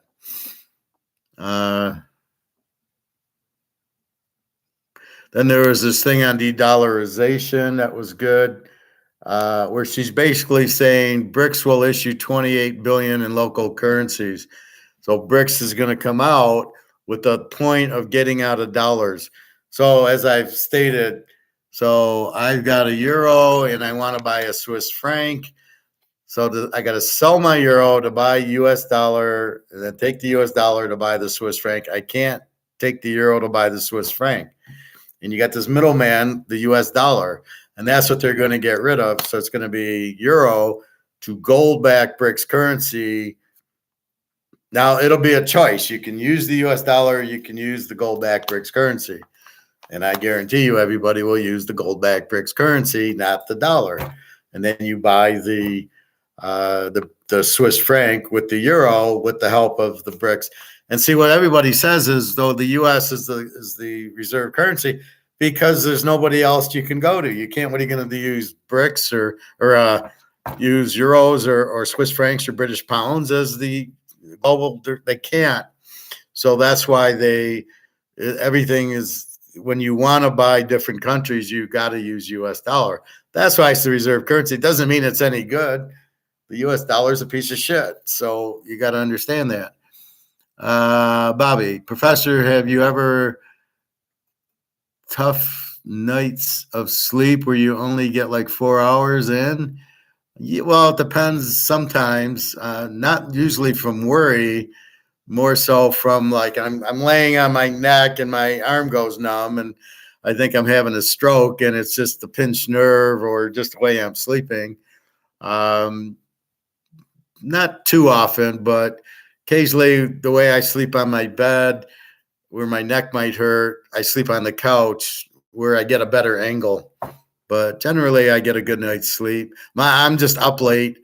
And then I get up at 7:30 every day. So sometimes I don't get it because I get to bed at 2:00 and wake up at 7:30. And then I take a nap after doing this. That happened to me last night, so I am fading a bit right now. Well, was it because of something you ate or did you drink or is it a muscle or something? But yeah, go sit in a hot tub or a hot shower and go take a nap for a few hours after class, of course. So de-dollarization is nobody wants the U.S. dollar. When nobody wants it, it has no value. That's what your friend doesn't understand. I'll lose my gold, somebody will take it. But if you don't get out of dollars, you will for sure lose dollars because of the whole de-dollarization is the U.S. fucking with everybody. It's like, okay, I'll lend you. So it's sort of like I'll lend, like Phil. We'll use Phil. Yeah, Phil, you can. I'll loan you $1,000, but you got to mow my lawn for 10 years. So there's things tied to it. And that's what the U.S. does. Oh, we'll loan you the money, but you got to do this, and this for us. And people are tired. They don't want it. And it's all over. I mean, nobody wants the dollar. It's just as soon as BRICS can come out with the gold-backed currency to give you competition for the dollar, nobody will want it. They'll all run to the BRICS because it's gold-backed, because everybody wants gold. EV.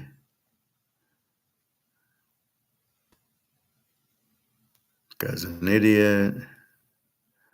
Don't listen to this Ray Dalio guy. He's a Keynesian. He doesn't know what he's talking about, but for some reason people believe him. He's got like this sixth function of dollars. What the fuck's he talking about? And anyway, so that's really what we're into.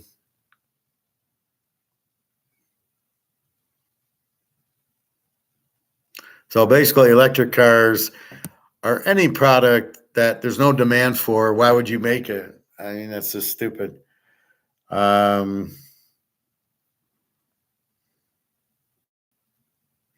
right, so let's go to the master's class, to the master's layer. So we are going to start economic history. Now, I was doing this yesterday. I'm going to start again. I'll just go through the history part.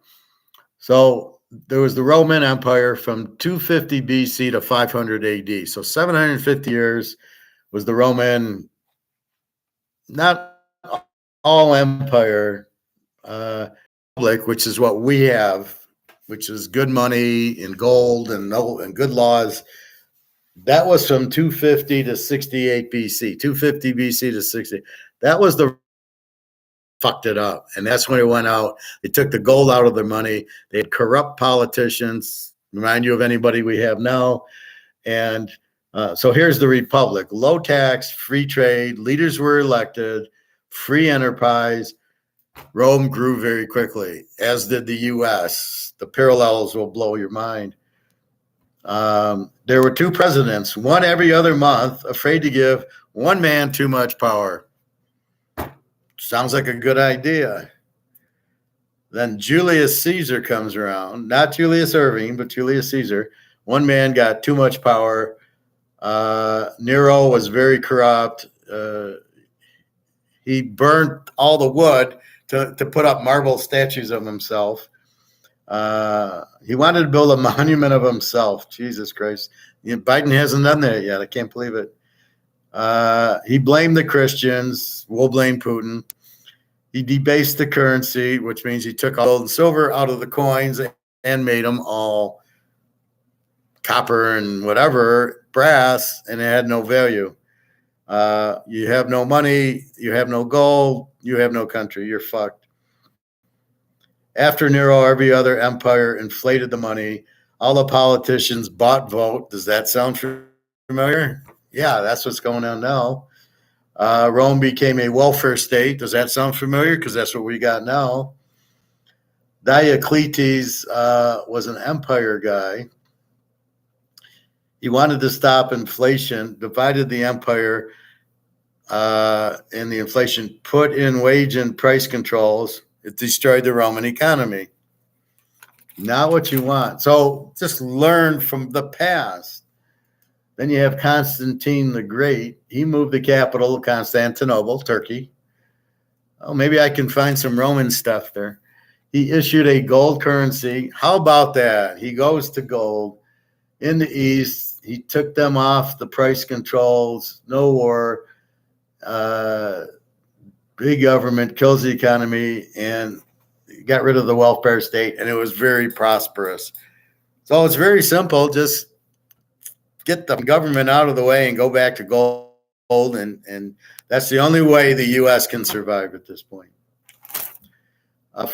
This was 500 AD. So as soon as Rome collapses to 1500 AD, this is the feudal medieval time. Then from 1500 to 1821, mercantilist era. Then the classical era came in 1821 to 1914. And that was the gold standard. Then the end of regulation, government in getting in the way. And then the era of entitlement we're in now from 1965, which is, oh, yeah, here's free money and all that we have now. It's terrible. So that's your history. And it's the same thing. that basically kills the goose laying the golden egg, kills your whole thing. The feudal system, so from 500 AD to 1500, so basically Rome collapses, and feudal system is self-sufficient farming. So everybody just goes to a farm so they can eat, and they grow corn, whatever, to survive, basically. When Rome fell, people went back to the farms. Serfs worked for the manor. So the rich guys had a lot of land, like Bill Gates. He bought all the farmland for him. He can't really work it. So we'll go and do Bill Gates's farm. That's how we'll survive. Small farms to survive, no roads, market system. So you live where the where the manor was. Life expectancy was 26 years old. Self-sufficient farms, people living, and then monasteries come in. Monasteries change the feudal system. So everybody's working, just pulling fruit and vegetables off the farm. Maybe they killed a cow or a chicken or something, if we remember Gladiator. And the monasteries change everything. The first monk Bauman started a vision of labor, which I'm in finance. Bobby's a ball player. We can do what we want. And you look at the end first. How much money can I make doing financial analyst work? Oh, I can make $100,000. Oh, okay, I'll do it. And I'll go get a master's in it, and I'm going to get paid for it. How much are you going to make doing that? Depends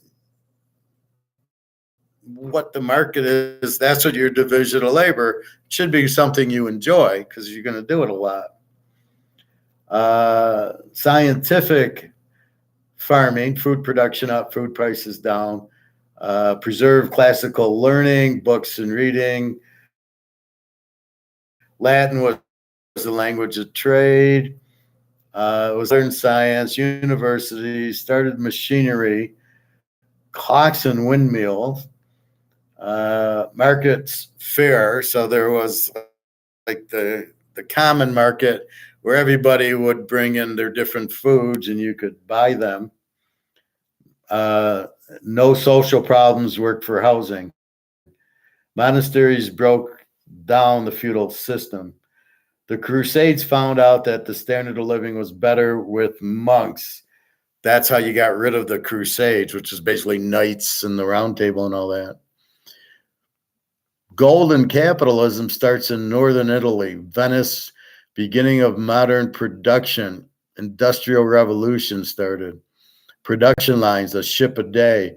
Venetians, major naval power, major center. Belgium was the other one. They made clothing. And so you would trade your goods for another goods. I got clothes, you got spices. I'll trade you some clothes for spices. So that's kind of barter system, right? That's what you're looking at. What is a city? This is my test question. What is this? I write test because he tells us this will be on your test. That's how you take notes, Bobby. If the guy says this is a test question, you star, this is a test.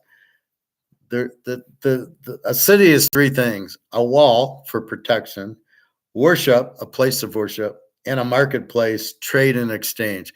That's what a city is. So everybody lives there. They got a big wall protecting it. There's worship, and then trade and exchange. So you want to go get hamburgers, you go and trade, I don't know. You trade clothes or spices for it. Middle class started in a developed industry. Okay. The mercantilist era from 1500 to 1821. After 1500, discovery of the new world, Catholic versus Protestants, the first Notre Dame Miami game. This is in 1500. Rise of nationalism, more than one Europe as England, France, Germany, rise of the nation states. So now all these countries start popping up, and they all came from the Roman Empire. So you have the Roman Empire, which is like the whole fucking Europe. And then what happens is it breaks up because they fuck up their money. They got terrible leaders and it's all corrupt. So Rome falls, but then, this group would go to France and this group would go to Germany and this group would go to Amsterdam and Poland and Czechoslovakia and France and England and all that. So people kind of their tribe, their family would go and settle here, and you would have all these countries. The Ottoman Empire takes over, fall of Constantinople, April 23rd, 1453. Trade routes died, close off trade. Columbus goes to find the New World, and he comes to America, 1492. Why do you think Columbus came to America? There's only one answer, and I know you know it. He's looking for gold. He comes looking for gold, finds the U.S., found all the gold probably in Canada. And if he comes on the Atlantic, he's not finding gold till he gets to Nevada, San Francisco with the gold rush, certain mines in, I don't know where they are. There's a lot of gold mines in Canada. Era of mercantilism. The premise is supply of money determines the prosperity of the country. The more money, the better off you are. Gold is king. Surprise, surprise. It was king in the Romans in 600 BC. It's still gold in 1500. Favorable balance of trade for gold, export more than you import. Economic self-sufficient, you can trade with neighbors. So as long as you have gold, you're the king. Resources make you self-sufficient. Conquest the new world gives you gold. It all comes back to gold. Then we get Spain in 1507, the University of Salamanca. Beginning of economics, started mercantilism. Pope condemned slavery, basis of the classical liberal era, which is Austrian economics. Dutch started slavery. So the Pope ends slavery. No, you can't own people. How did we get slavery here if in 1507 the Pope condemns it? That's kind of weird. Periods of time, who was number one? So here's our college football for global things. We will get to that in 1 minute.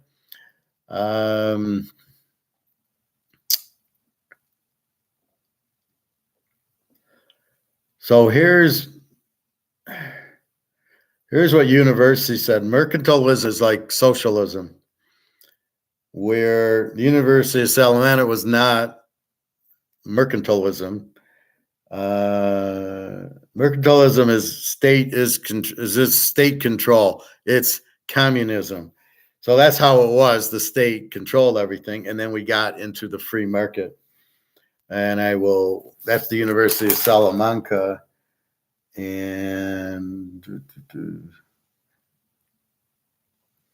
what the fuck are they calling it? That was the classical liberal era, which is, okay, that's 1821 to 1940. So the mercantilism, 1500 to 1821 is all socialism and communism. It's the king and the queen and the jack, and England has the king and France has the king, and England wants to tax us because they have a king, and we say, fuck you, we don't want socialism or communism. Nobody wants it. So this is nothing new. This is 1500 to 1821 socialism. The government controls the market. Nobody likes it. It doesn't work. The classical liberal era, so back then, was 1821 to 1914. Why did it stop in 1914? Oh, yeah, the central bank came out in fucking 1913 and turned us back into a communist country, even though you don't think it is, because we're on the classical liberal era. So in our minds, we're still Austrian economics, laissez-faire from 1821 to 1914, because you don't notice that the central bank's turning us into communists. So here's what you look for. Everybody has a right to private property. So these are Austrian, this is what I'm talking about, the classical liberal era. Everybody has a right to private property, free trade, no slavery, written constitution, so you have laws, no inflation, money is wealth, low taxes, interfere with the rights of private property, and little government. That's the same thing that we said how you'd be a successful country. We didn't have the slavery thing in there, but it's the same thing. It's rule of law, no inflation, low taxes, little government, private property, free trade. You're using fucking gold, right? Money is wealth. Money is gold. So why do we get away from this is what blows my mind. We have the recipe right here, right? You want to have a good football team, have a good quarterback, a good defense, a running attack, and a balanced offense. We know the formula to be the Pittsburgh Steelers of the 70s, the Niners of the 80s, Jimmy Johnson's Cowboys. They always had a good quarterback, a good running back, and a good receiver, and a strong defense. And guess what? You win championships. And most of the teams struggle. They don't have a good quarterback, and they don't have a good defense.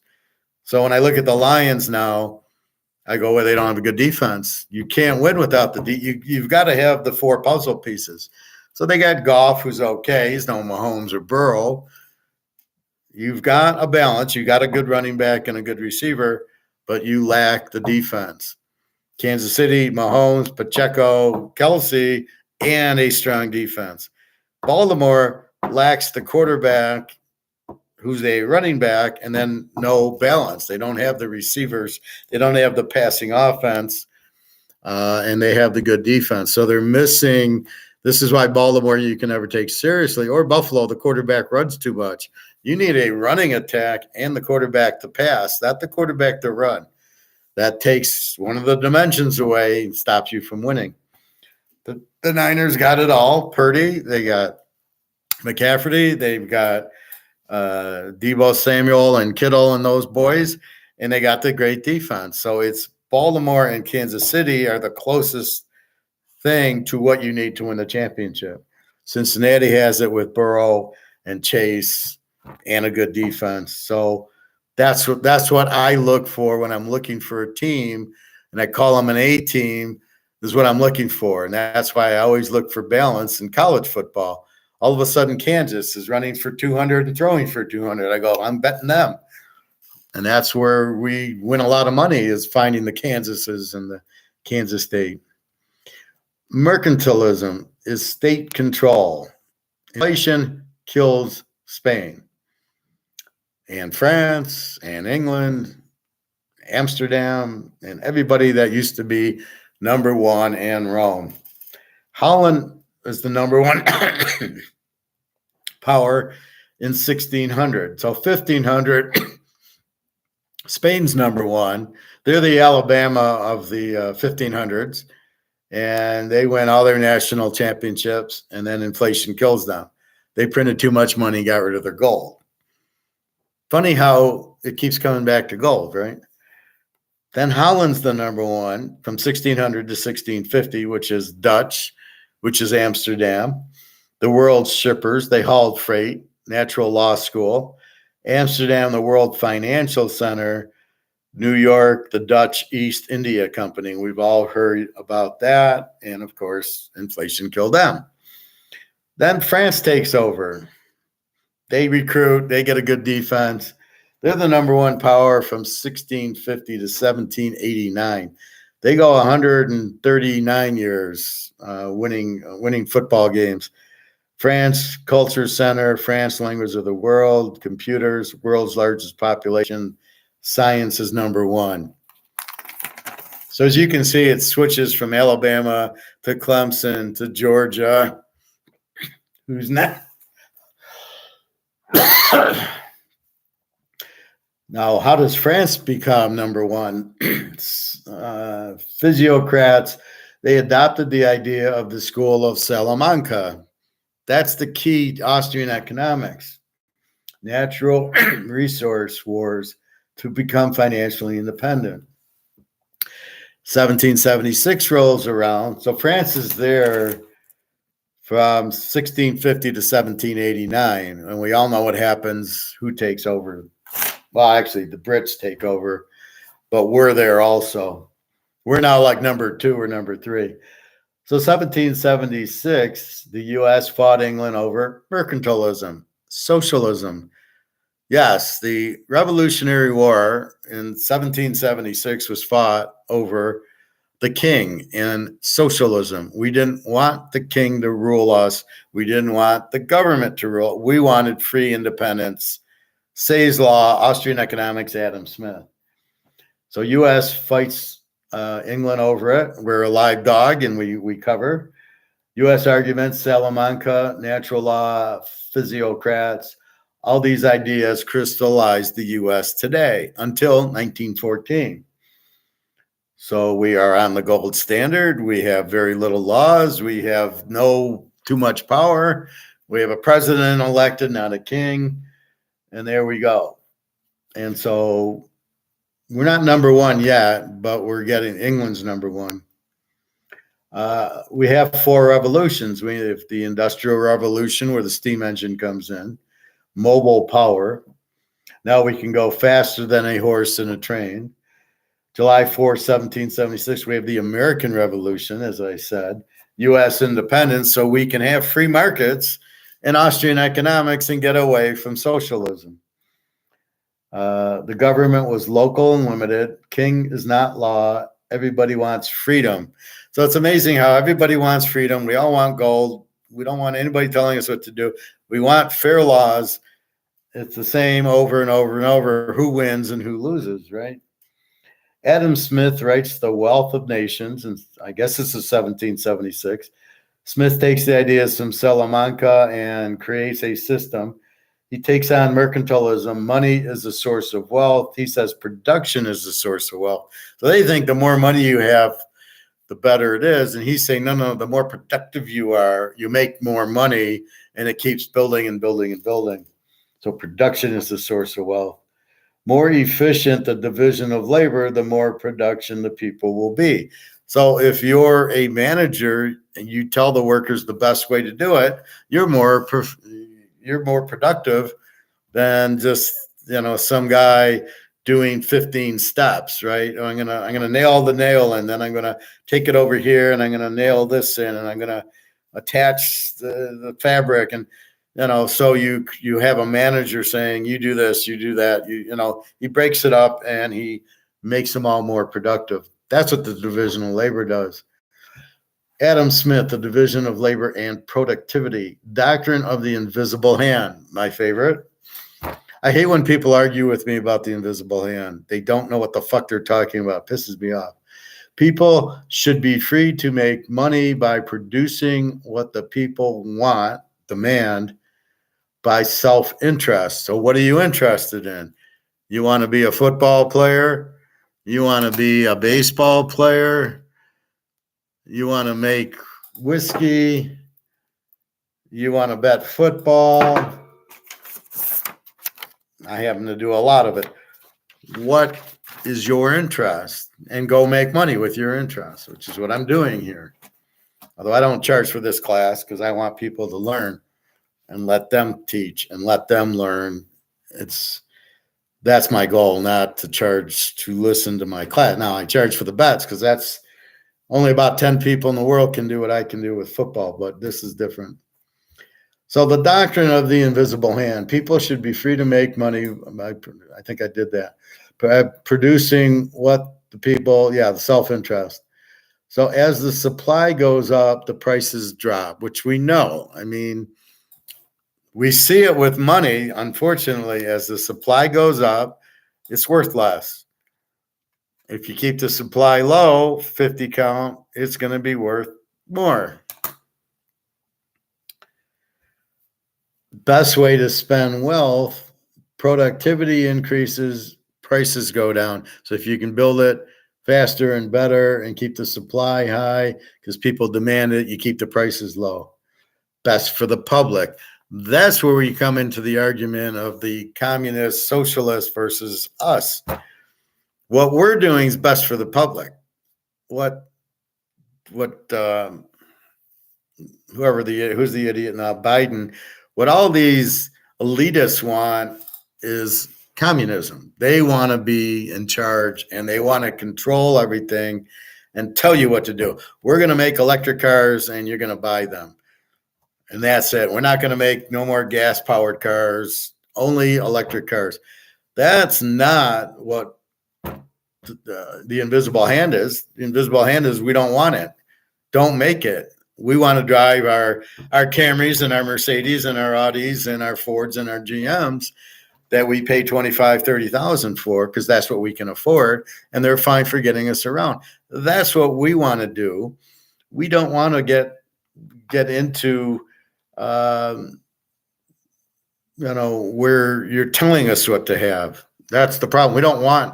We want to have the freedom to choose. You're taking that away with electric cars, and we're saying, fuck you. It's to promote the common good. See, everything that Adam Smith did was for the individual.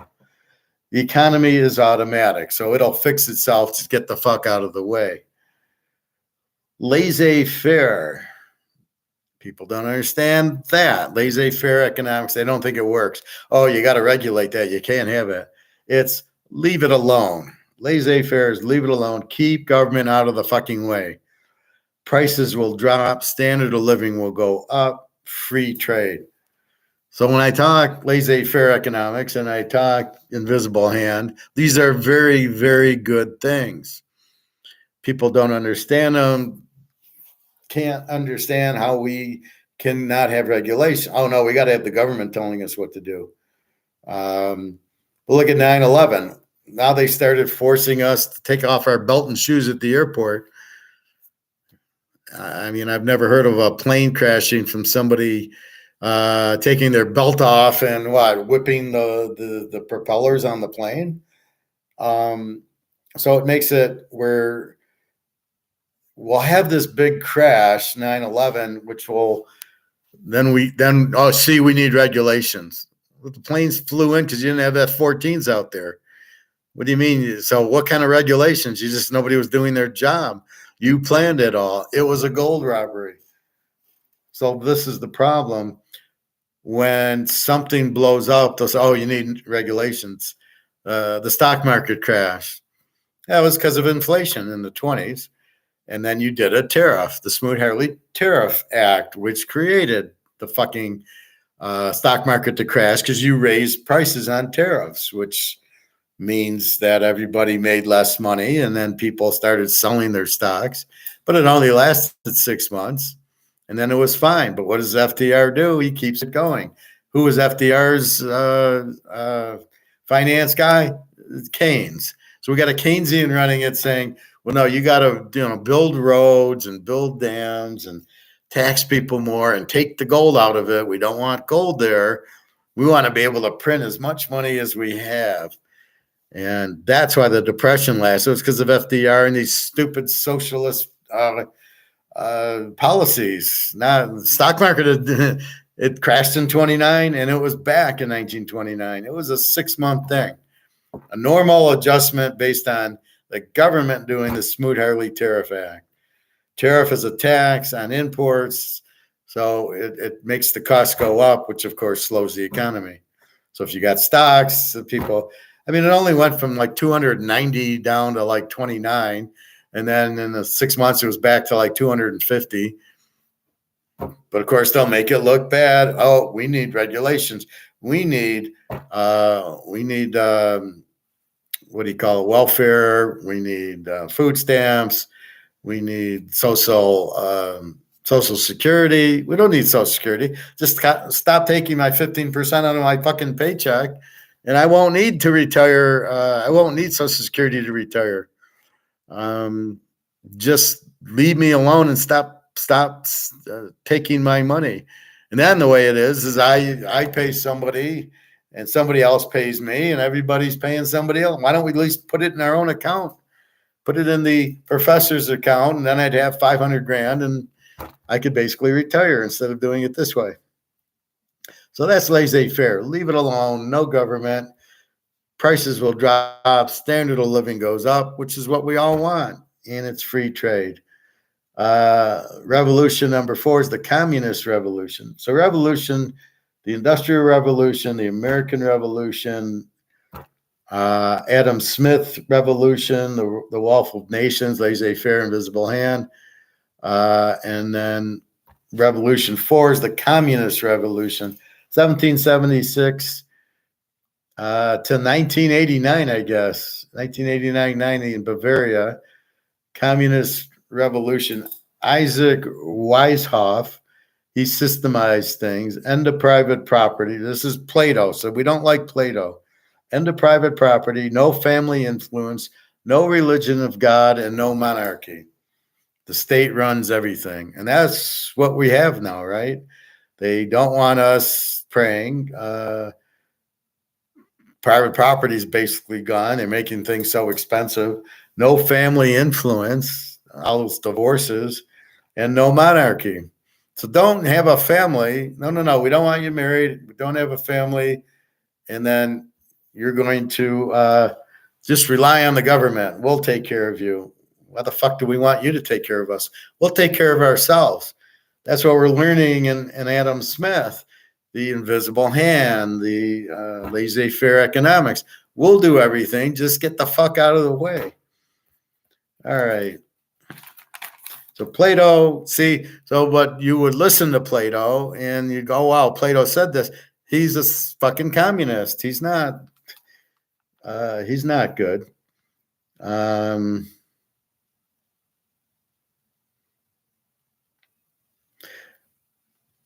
So communism's like Amway. The person on top controls the person on the bottom. They don't know the purpose of the system, only who they control. The KGB and the CIA use this system. So there's a guy on top and he tells his subordinate to do it. Don't ask questions, just do it. And it filters down and filters down. That's communism. Mercantilism was socialism, government control. So it's all government control. Next, we get to the French Revolution. Ends mercantilism. So it ends socialism, right? 1789, France now became the Alabama. Number one economy. France went to war a lot. 65% went to interest on the national debt. That sounds pretty familiar, doesn't it? They went broke. Sounds real familiar. All our money's going to the debt. That must mean we're going broke. Tax rate, 50% on individuals. Government went bankrupt. That's where we're headed. Government going bankrupt. Talleyrand, print up paper money versus the church and land. Church owed 30% of land, owned 30% of land, started the French Revolution. Money goes up, which means inflation goes up, which means prices go up. It's the same playbook from the Roman time to the Spanish time to the French to the English, and it's always the same. It's like a movie. It's always the same ending, right? They all die at the end, and that's what we get to look forward to. Rose Perry, wage and price controls, reign of terror, top off heads. So this is a bad guy. I think he's a priest or something. I remember in a movie, so there was Robespierre. So wage and price controls don't work. Anytime you get away from the free market and you get away from gold, you end up with disaster. How can you have wage and price controls? You can't have price control. Milk's going to be $10. Yeah, but it cost me $15. I'm not going to make it. So the guy making it needs to benefit. That's the whole point of Say's Law. I'm going to make milk if I can make it for $5 and sell it for $10. And if there's competition and the price needs to go down, that's fine. The more people that go out, I can raise my price. I can make more money. So there's no incentive of this. Anyway, now here comes Napoleon. Sort of like the Ric Flair of the French. dictator, no more paper money, puts France on the gold standard, lowers taxes 15%. So actually, he's a good guy. Smart guy, wins battles, reinforced trade restrictions. Waterloo, 1815. Mercantilism dies with Napoleon defeat. So that's socialism. So I'm a little confused. He puts France on the gold standard. He's a dictator, lowers taxes, and then mercantilism dies. So it maybe because he goes on the gold standard. 1815, Latin monetary unit establishes the gold standard. From 1821, English adopts gold.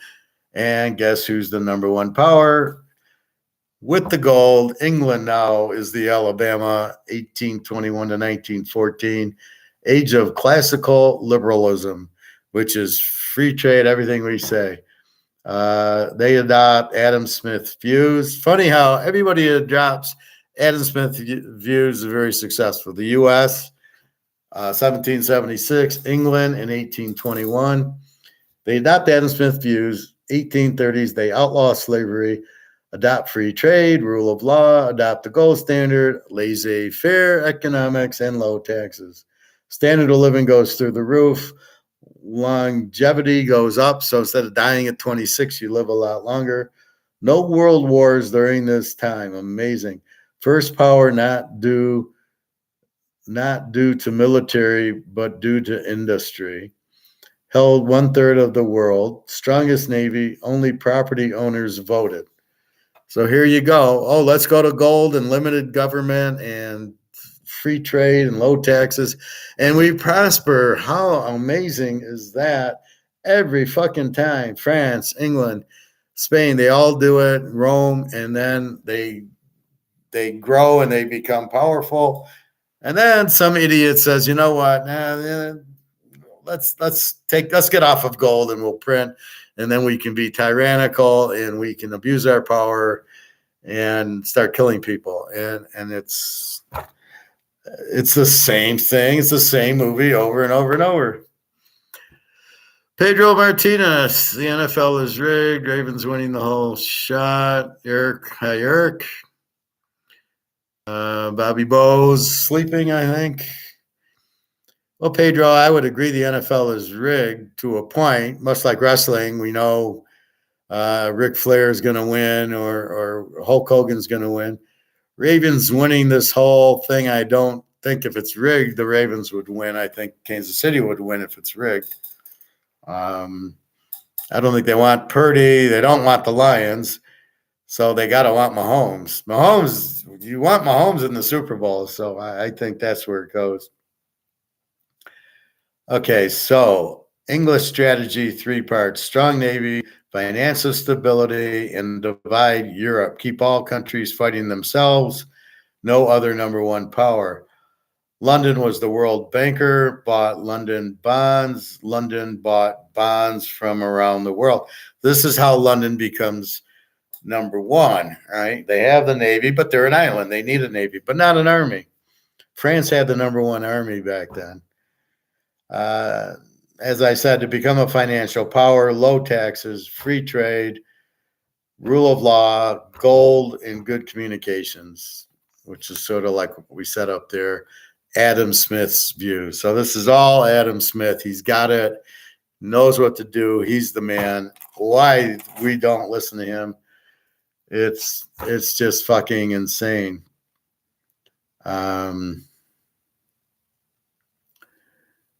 You heard of the logo conspiracy? Tell us about that, Pedro.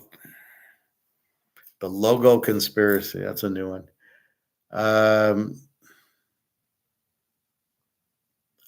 World War I ends classical liberalism, or Adam Smith, in 1914.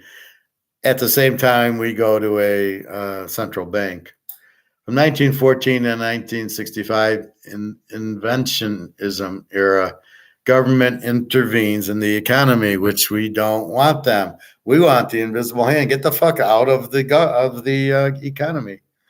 Progressive income tax. The Federal Reserve came in due to political favors.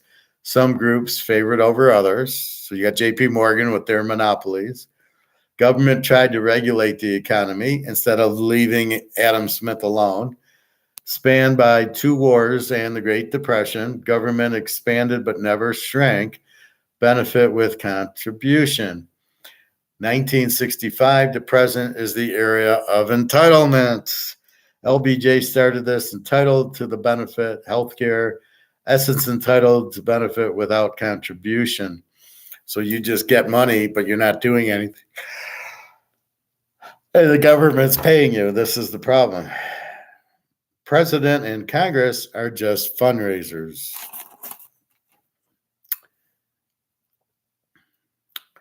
And we will go to the third test tomorrow. Again, the gold standard. I talked about that yesterday.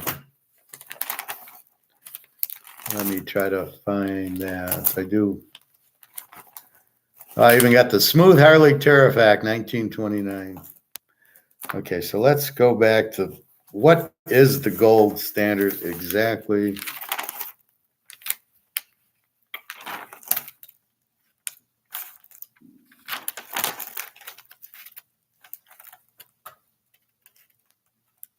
Okay. So the gold standard from 1815 to 1914, when the Fed takes over, all the countries went on the gold standard. So it's like 100 kilometers is 62 miles an hour in every country. Everything's fixed. They all measured their money in a fixed rate to gold. For example, England, a quarter ounce of gold. The U.S., that was how the pound was measured, in a quarter ounce of gold. The U.S. was 1/20th of an ounce of gold, and the Latin franc was 1/80th of an ounce of gold. So depending on your weight is dependent on how much your money's worth. The gold standard must have to be on the gold standard. You must have a fixed rate, and you must be convertible. So if I go to the bank and I give them $100, I want $100 worth of gold for my $100. That's the gold standard, and you can't fuck around with it. You can't print. Why does this system never work? Why does 100% of the time this system runs out? Because they print the money to death, and to be a good money, you've got to be limited. It's got to be scarce. You can't just print the medium of exchange to nothing. That's not the point of the medium of exchange. The point of the medium of exchange is, what do I give you to work so you can then demand a basketball or a golf club? So we make money to be, this is what you'll get paid. You'll use this to buy stuff. You'll go get a steak dinner. You'll go to the grocery store. You go to a football game. You need to pay for it. So with what you work, you're going to work, get some medium of exchange to use, to spend in all these other areas. It should not be inflated to fucking zero. What are you doing? It's supposed to be kept safe. It's supposed to be gold backed. That's the point of the medium of exchange. It's basically to get things, to buy things. And you're using something instead of, I could use this plate. I'll get 100 plates, and I go to the grocery store. Here's a plate, and I want milk and ice cream. I mean, that's the point of the gold standard. You can't inflate it. You should not be inflating money. That's why there shouldn't be a central bank. So the crooks get into power, and then what do? They print the money and put it in their pockets. This is the problem with the system we have now. This is why we must have the gold standard. It's the only one that will not fuck up, but the people in power are the ones printing the money, and they don't want the gold standards because you can't print gold, which is why we're buying as much gold as we can, and silver, because you can't print it, so it won't go bad where the dollar's gone because they printed it to death. Pedro's been busy. The colors of the Super Bowl. What are you, Canadian? You spell colors with the U? Eagles versus Chiefs Super Bowl. Already predicted Chiefs to be the winner. How was that done? Bengals and the Rams. Color of Rams was at the bottom, whereas losing team color at the top. the Super Bowl predicting 49ers versus Ravens and Ravens. So, Professor, would you invest in platinum? So real quickly about your logo, I don't know what you're talking about. What logo? Is there a Super Bowl logo? And you think because it's got blue on top and what, yellow and red on the bottom, that's how they're going to do it? You think that's a way? I don't agree with that, but that's okay. You'll have to prove that to me. Would you invest in platinum? No, I wouldn't. I would invest in precious metals. As the economy breaks, the demand for platinum will go down. What do you use platinum in? So whatever you use platinum in won't be built as much because you're going to make less because we're in the middle of a recession. So therefore, the reason you like gold and silver is because they're money. Platinum's not money. So the medium of exchange will go to gold and silver. You go to the gold standard because it's a precious metal and it's money. Platinum's not money or palladium. They're used to make things. So I would recommend buying gold far over platinum. Platinum can be used to make hydrogen cells, for example. Well, I get it has many uses, and I don't argue with that, or wood for a house, but I'm not buying wood and I'm not buying things like that because I want to buy money. The reason we buy gold is because it is money. And it's been kept down by JP Morgan and the derivative boys. The real price of physical gold is much higher than 2000. The derivative boys are keeping the price down. So we know that's not the real price. Same thing with silver. We know in a physical market without the derivatives pushing it down, the value of gold's probably near 20,000. Platinum, I don't know. I assume it's being pushed down like silver is because of the use of the production of it. But that's not why I want to buy anything because we're in a recession. So as the economy slows down, it's already slowed. They're going to want less and less of it because you can't afford it. And when the money goes out, how are you going to price platinum or platinum? How are you going to price platinum when the money goes? My gold will go up without dollars. I don't need dollars for gold. I will need dollars for platinum. And the dollar will be worthless. So then it becomes how much gold will buy platinum. So the demand for gold and silver is far outseating because as everybody in the world, when all the money collapses in every country, thanks to George Soros, then what will happen is everybody will run to gold. Not platinum, because gold's money. I need to go to the grocery store. I need to pay my rent. I need to pay my car. I need to buy gas. I need to eat, most importantly. So food and shelter are the most important. What good's platinum going to do me? And what's the price of platinum going to be? Gold, I know, is going to be money. It is money. So I'm not worried that gold, I'll be able to. So platinum goes to zero. Gold doesn't go to zero. Gold then becomes the price. So in other words, it's $2,100 to buy an ounce of gold. As the dollars go to zero, gold doesn't go to zero. Gold then takes over. I'm gold. I don't need money to have a value because I am money. So the value of the gold skyrockets, but the value of platinum goes to zero and then gets repriced in gold. But everybody's going to buy gold because that's the savior, right? That's the savior of Rome is gold because it's real money.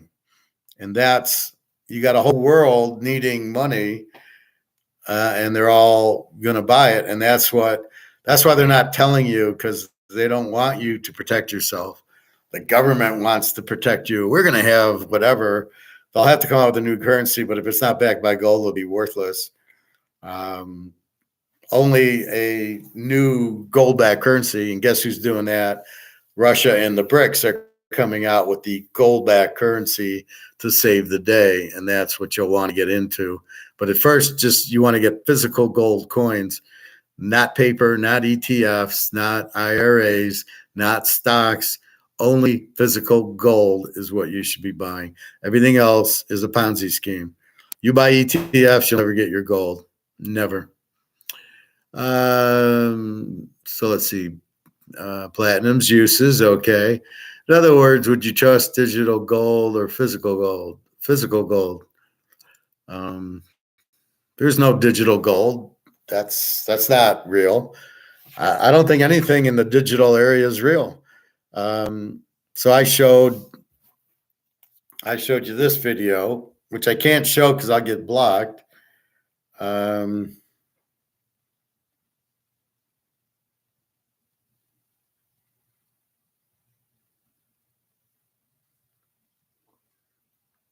So I showed you this video on the Cyber Queen. Okay. How the Cyber Queen, what is this? How the Cyber Queen stole billions of dollars, then disappeared. So more in the bottom one. She's from Germany, moved to Romania, comes out with a new digital currency called OneCoin. She gets $16 billion. And then she goes, oh, yeah, by the way, there's no such thing. I made it up. And she hides. And she's in hiding doing one of the Mission Impossible masks, so nobody knows who the fuck she is. Problem is, she did it to the Russian mafia, who are not a happy campers. So they will kill her. They will want their money back. But this is a perfect example. OneCoin doesn't exist. There's no such thing as OneCoin. She just created it. Oh, this new thing, you're gonna get rich. It's gonna make Bitcoin look like fantasy land. And so she sells it on the Get Rich Queen because it's a digital dollar, digital currency. $16 billion she just takes and then says, oh, yeah, by the way, it's not real. There is no OneCoin. So you want to play digital currency, I highly recommend you be very, very careful with digital. You want gold in your hand that says U.S. or Canadian, Maple Leaf, or Cougaran, or Philharmonic, or Australia has one. You want that in your hand, and nobody can fuck with you. Nobody can say it's worthless. Nobody can say it doesn't exist. I use Attack on Wall Street guy a lot. He put 60 grand in real estate trust. 2008 comes. Oh, sorry, Joe, it's worthless. Well, if he had gold, his 60 grand would have been worth 110. And nobody could say your gold's not worth anything. And the demand for gold, with everybody realizing, all the central banks, makes the price go to the moon. Gold can only go to the moon. Conservatively, I'm saying 50,000 an ounce until it goes out of money.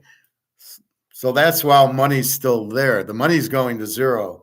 So as the money goes out, gold goes even higher. And then you take an ounce of gold and you go, I want to buy this house.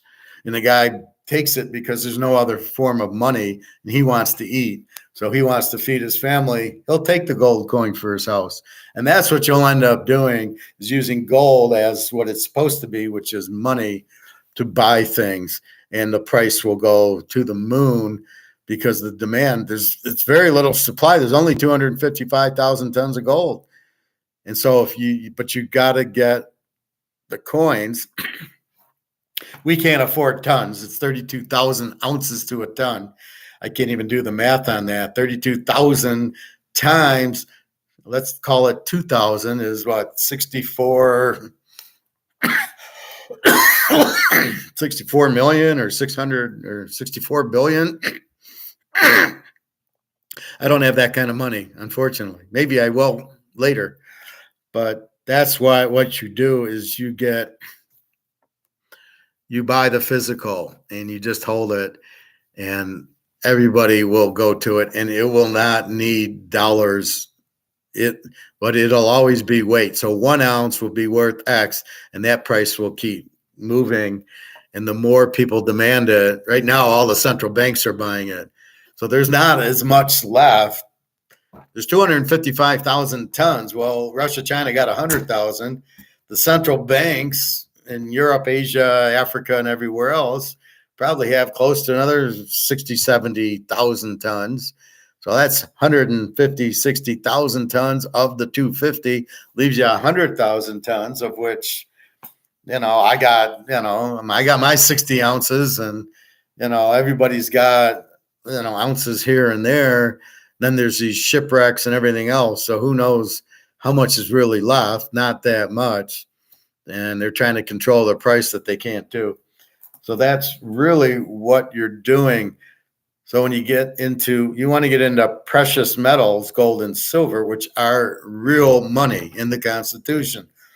Palladium and platinum are not, or copper or uranium. When you hear these guys pitching those, tell them to go fuck off, and you don't want anything to do with them. You don't want to be in the stock market. As I showed you, China's stock market just lost $6 trillion. So if you're in those stocks, they're going to go down because $130 trillion are out in US dollars by foreigners who don't live here.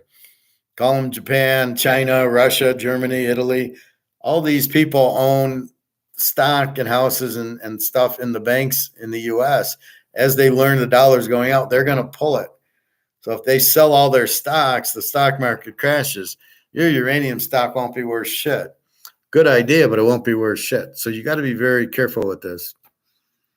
What about Bitcoin? What about it? It's priced in dollars. It's not gold back.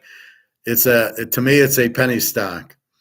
So the chances of a penny stock going from 52 cents to $10, maybe, but more than likely it's going to go to zero. Bitcoin, in my mind, will go to zero before it goes up because I don't even know what it is.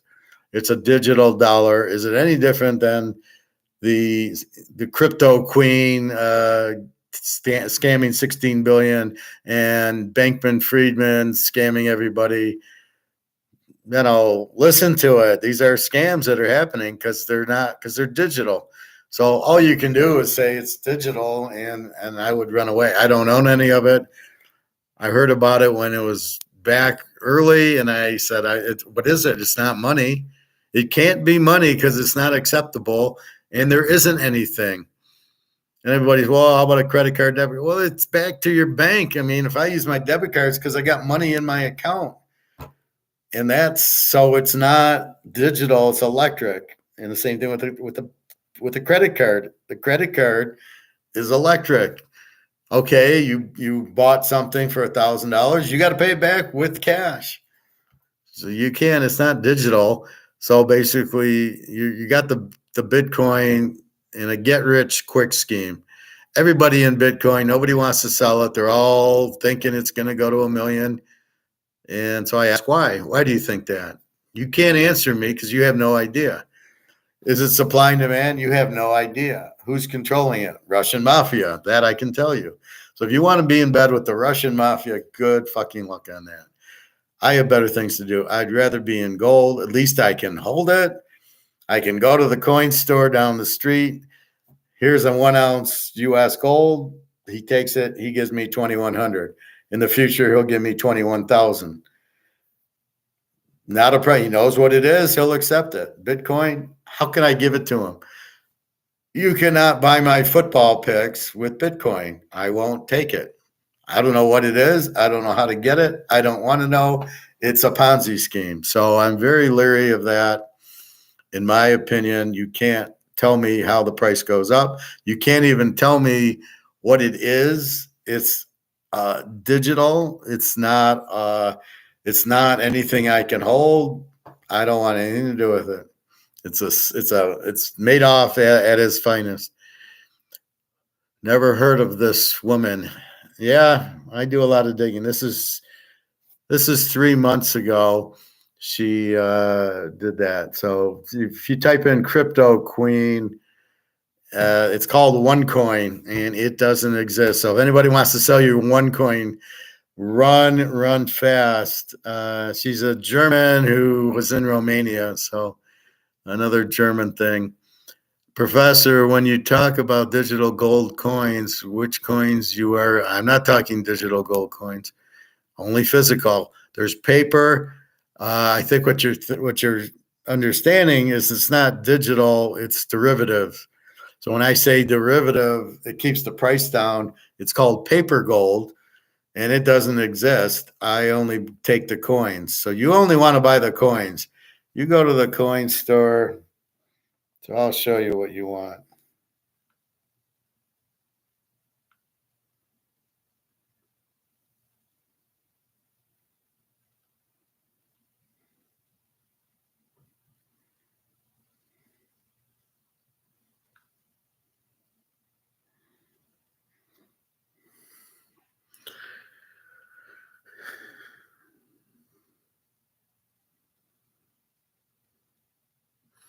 So you want to buy this eagle, it's 21.42. You want to buy this maple leaf, it's 21.10. And you can see it says 1 ounce of gold, and it's Canada, it's a maple leaf. This says 1 ounce of gold, 21.42. It's a US eagle. Here's a Cougaran, it says 1 ounce of gold, 21.14. Here's another eagle from another seller, 21.37. And it says 1 ounce of gold if I were to pull up the auction. That's all you want to buy, but you can buy, I got quarter ounces, half ounces, tenth of an ounces, and ounces. I've got Maple Leafs, Cougarans, Philharmonics, and US. It doesn't matter. It's an ounce of gold is going for $20.50. So it's like figure 2,100 because there's the premium because the dealers are too stupid to know what to really price it at. So they have no idea. So they just add this premium. They all call each other and what's the premium? And then they go on like ST Bullion and JD Bullion, these online sellers. So I go to the gold. So when I see these prices, when I go to my gold store 5 miles away, it's a jewelry store. It's not anywhere near that. The 21.14 is about 20.75 and the 21.37 is about 20.80. That's what I would pay, about $70, $80 over spot. He's cheaper than eBay. eBay adds in the commission. That's why they're more expensive. But you have an idea. That's what you need to pay for it. Roughly $2,100.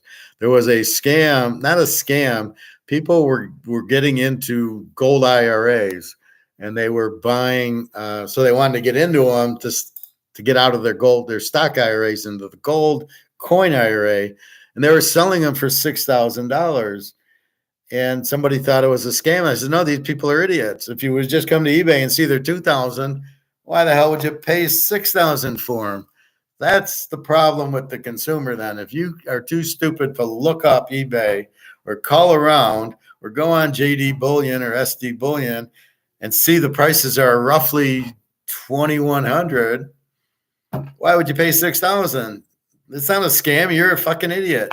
I could sell mine for $20,000 if I wanted to, but nobody would buy it because these people are selling that. But I know that's where it's headed, so I just keep it in the safe, sleep well, and wait for the fun to start. So there's really no digital gold coins. I don't know what you're talking about. It's paper and physical. I talk physical like these. That's what I own. The paper ones I avoid, but it's fucking the price up because they're printing derivatives to keep the price down. It's a scam that JP Morgan does with the LBMA, the London Bank of whatever. And they're trying to keep competition away from the dollar. If you knew gold was really 10,000 an ounce, nobody would buy dollars.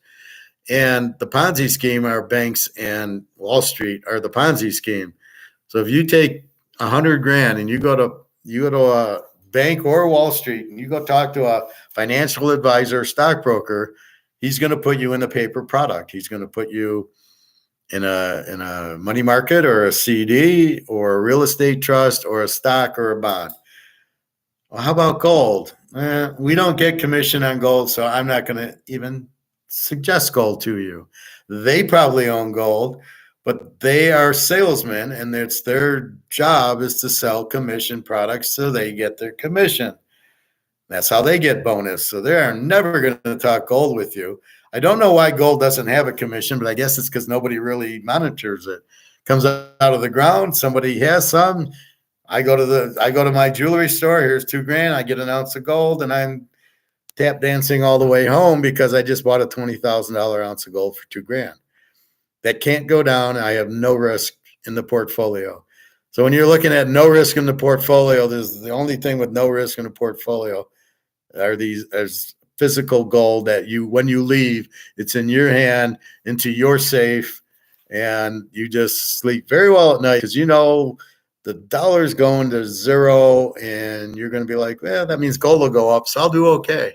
I'll go buy an island somewhere.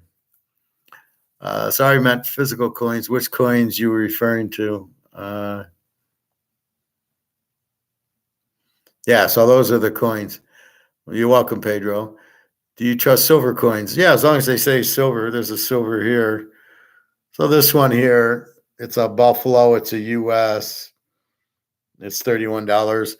I trust that the price is the spot price is being held down terribly. It's $22 an ounce. Now you can buy it. I can buy it for $25 at my jewelry store. I got 600 ounces. So with that said, it says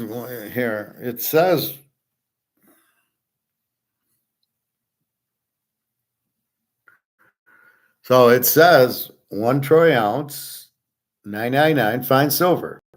So as long as it says 1 troy ounce of fine silver, it's a Liberty. So I know it's U.S.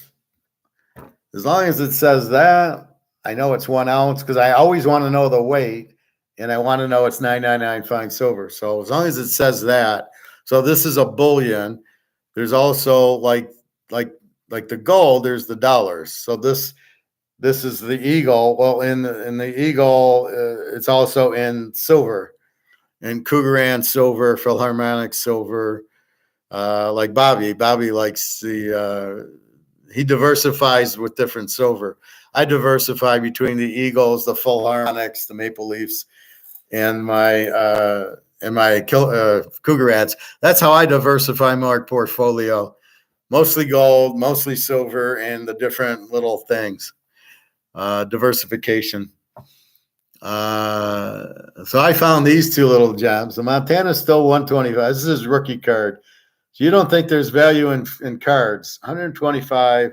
The Jordan rookie, 500,000. There you go. 86 Flair Jordan rookie. These got to be PSA 10s. So I found that one. This one's still there. And then, oh yeah, by the way, the Brady, $5 million. There's only 10 of them, PSA 10.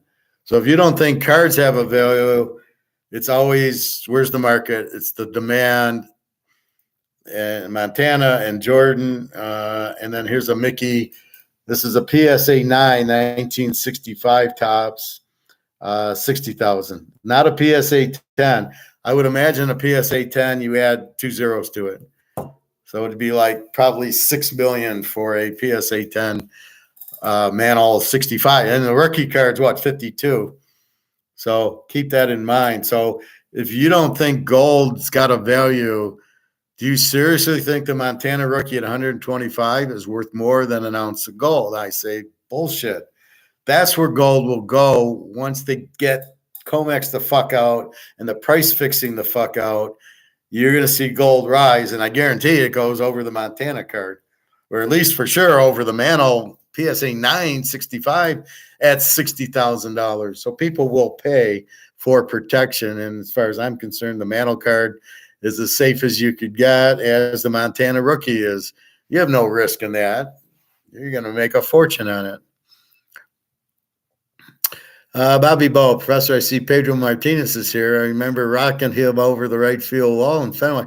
Yeah, I was going to ask if he's the guy from Boston or not. What do you think his conspiracy on the Super Bowl? Well, Big Papi, of course. And who's that shortstop that was really good? I can't think of his name. Or the right fielder. I don't know, Boston. Carl Yastrzemski, I know. And And then you had Fred Lynn and Don Baylor. Who was the other big right-handed hitter? Jesus, my mind's I'm not thinking baseball right now. Andy Ramirez. Luke, welcome to the class. Bobby was looking for you. Now the family's complete. So I was going through our eBay pricing. So that'll make you feel a little bit better, Luke. We're 2100s. So you missed the history lesson as I went through the different histories. Real quickly, the gold standard, it must be a fixed weight and be convertible. So if you go to the bank with the $100 gold back bill, you're supposed to be able to go to the bank and get $100 worth of gold for your gold. It must be convertible and fixed weighted. When is gold and silver going on? That's a good question, Bobby. I don't know. I have no fucking idea. I think we know the end of the second quarter, the Russia will go on and go back currency because the ruble's 88. So I sent Daria like $150, and she loves the exchange rate. I don't know what I'm going to do to help her because when the gold back currency comes out, it ain't going to be $1 is going to buy me 90 rubles.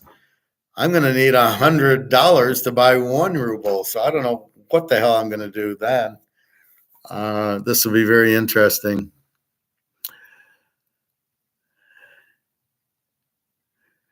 There's a good chance in June. Well, that's what they're saying. Alligator said second quarter for Russia rubles gold back. Third quarter for the BRICS gold back. So in the summertime, we should be seeing a $3,000 gold price very easily. That's where Mark McGuire is saying that'll be the base. That'll be the floor. So it would be 3,000 and probably the if 3,000 is the floor, 5,000 is the high. And once mom and pop realize that, oh shit, I've got my money in euros, I got to get the fuck out of here, and the gold's going to 5,000. That's really when silver pops. So I'm going to buy an ounce of gold for 5,000 euros, and then I'm going to see silver at, let's say silver's still at 25, and I'm like, fuck, I could buy $5,000 worth of silver.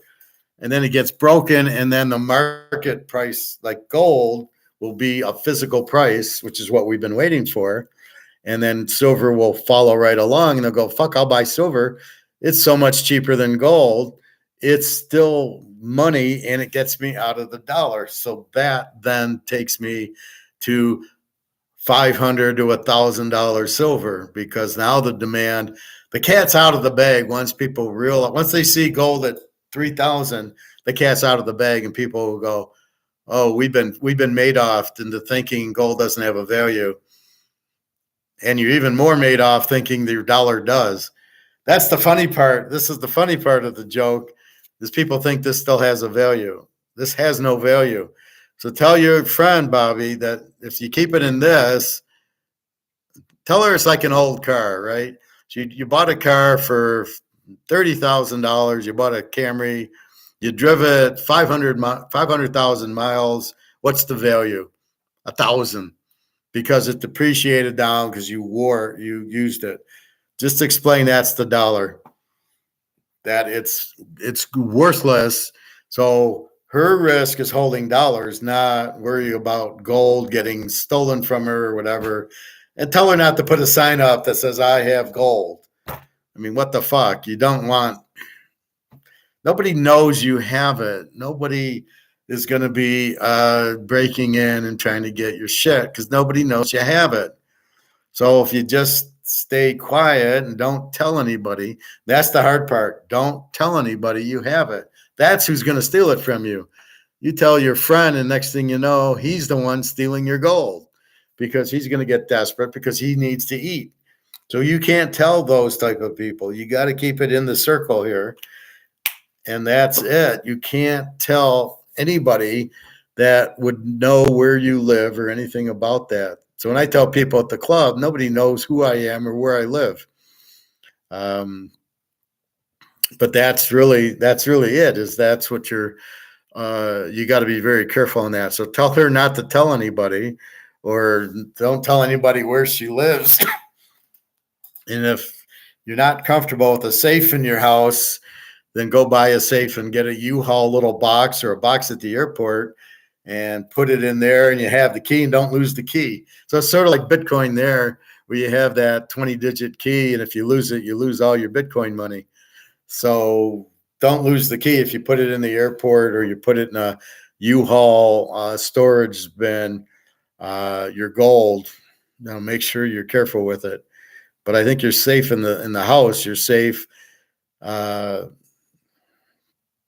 don't tell people you got it. Or if you do tell them, make sure they don't know who you are or where you live. So if I tell people in the pool, they don't know who I am and they don't know where I live. So I joke about that, but the only ones who know are Jenna and Daria, and they're in Russia and Ukraine. So I'm not. And I give Jenna some, and I'll give Daria some when I meet her. So not too concerned. I don't think Jenna's going to do anything, but we'll see.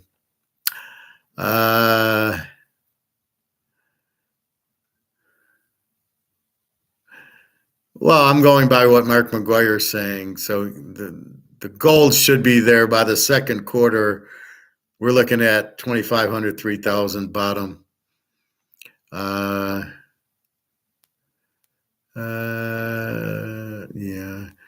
Pedro, what's your thoughts on agriculture? I don't really have a thought on it. I wouldn't waste my time with it. I'm not running out to buy a farm. I just buy gold, and then I'll go find somebody who has a farm and buy stuff from them. But I'm not going to Bill Gates and saying, "Oh, let me farm your land so I can get corn and wheat for myself." I don't think there's value in it. If you're thinking of planting your own food so you can eat, yeah, I mean, that's fine, but I wouldn't buy it to do that. Or am I missing your question? Are you saying to buy fruit and veggies and put them in your freezer or what? But I'm not buying a plot of land for agriculture and worrying about when everything collapses. I'll be sitting in gold and not worrying about agriculture. And I love you can't eat gold. Well, yeah, but I can turn it into money and buy groceries with it. Hello.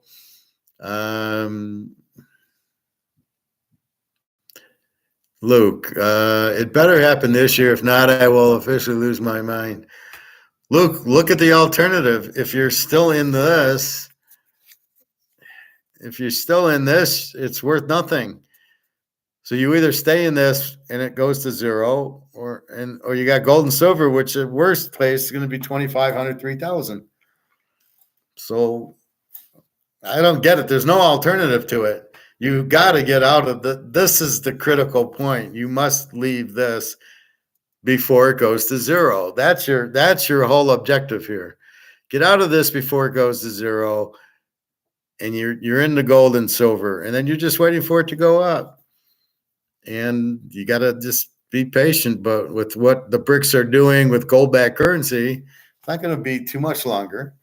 The U.S. will fuck up and do it. And you missed the earlier class. I was going through all that with all the number one powers. They got strong with gold, and then they got rid of their gold and inflated their money, and all went to zero. The Spanish, the Romans, the French, they all did the same thing. They all inflated their money, and they were no longer the Alabamas of the world power, as I like to say. 5 months remaining. Are you looking for a certain price point, Luke, or just riding to the 100K? It won't go to 100K. By then, the money won't have a value. Keep in mind, the gold will go The right now gold is valued in money, right? So this says, do you follow that? So it takes me $2,100 to buy the Cougaran. Okay. Very soon the dollar collapses. There won't be a price with the Cougaran. The Cougaran will be an ounce of gold, and it'll buy 100 times more than the $2,000. So it probably won't get to 100,000 because the dollar will be out. And then it'll buy, like I said, two Cougarans will buy a nice house. That's where we're ending up, is the dollar. The gold will have its own value. It'll be based on an ounce of gold will buy a house. That's what we're going to end up with. It'll lose the value because as the dollar goes out, because it's valued in dollars, right? Just like oil, it's $70 a barrel. Well, that's all fantasy stuff. Nothing should be priced in dollars. It should all be priced in whatever it is. So oil should be priced in oil. Gold should be priced in gold. The mantle card should be priced in the mantle card. That's the thing. That's why I'm saying your credit cards will go to zero because you won't be able to pay it because there won't be dollars to pay it. So anything you owe will go to zero because if the dollar collapses, then I can't pay you back. That doesn't exist anymore. And you're not going to know I have gold. I'm not going to tell you. And then they'll have to come out with something new to pay you at your job. And that's whatever that is will be used. But gold will have its own value, and it'll buy a house. Or my Canadian club will be worth a quarter ounce of gold. So a quarter ounce of gold, I'll sell it to you. That's how it works because it'll end up being the medium of exchange. You go to work, you get gold-backed currency, and then you take it to the grocery store and you pay your bills with the gold-backed currency.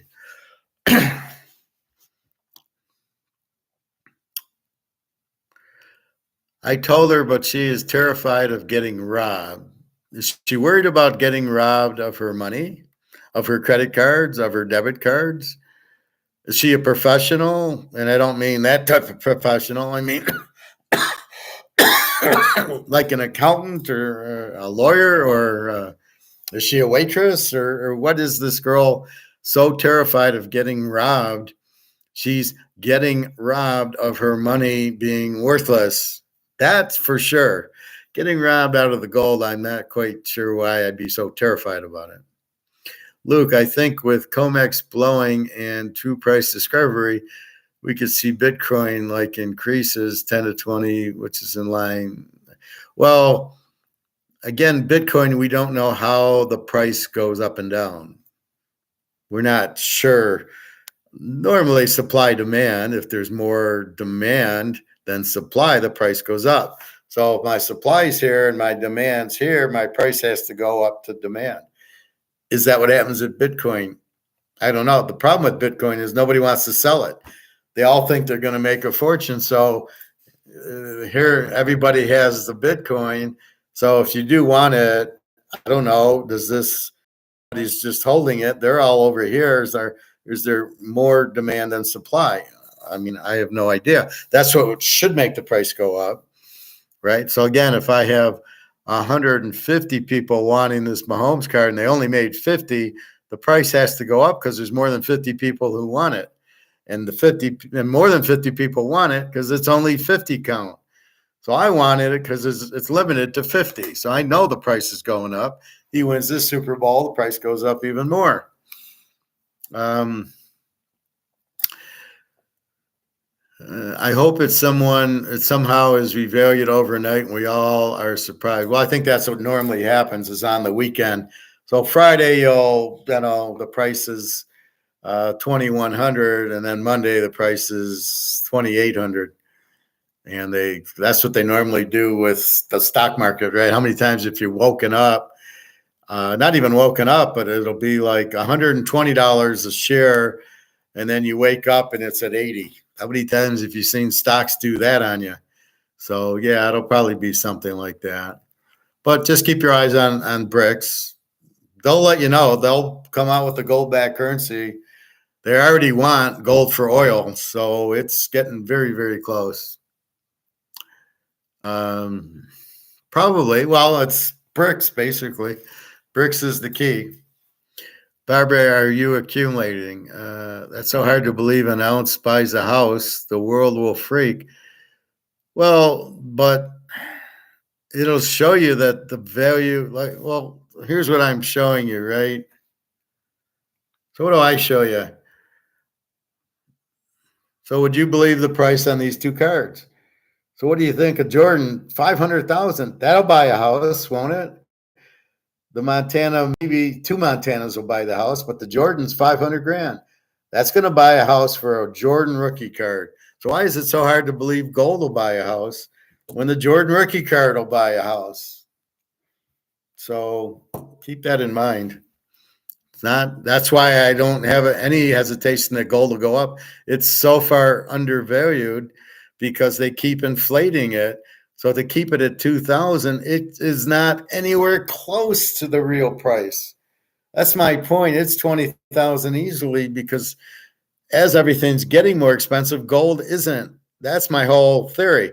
So since gold is going up like everything else, then obviously when they finally let the COMEX go and it finally rises to market, I mean, it'll go right to 20,000, if not more. And as the frenzy happens and all the people on the boat realize the Titanic is full of water and sinking, then the real frenzy starts. So once people realize that the dollars are going out and the gold price is now going in, that's when everybody jumps. That's what we're waiting for. So we don't want to get caught early, 3,500. We want the frenzy of everybody jumping off the boat into our lifeboat.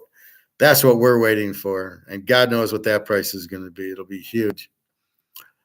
Pedro, food might become scarce down the road with food production and all that. Possibly. That's why you're asking the agriculture question. I understand that. But I look at it like this. Kroger's and Meijer's and Target, they're not just going to go out of business. Costco, Sam's Club, these places are not just going to knuckle under and go out of business.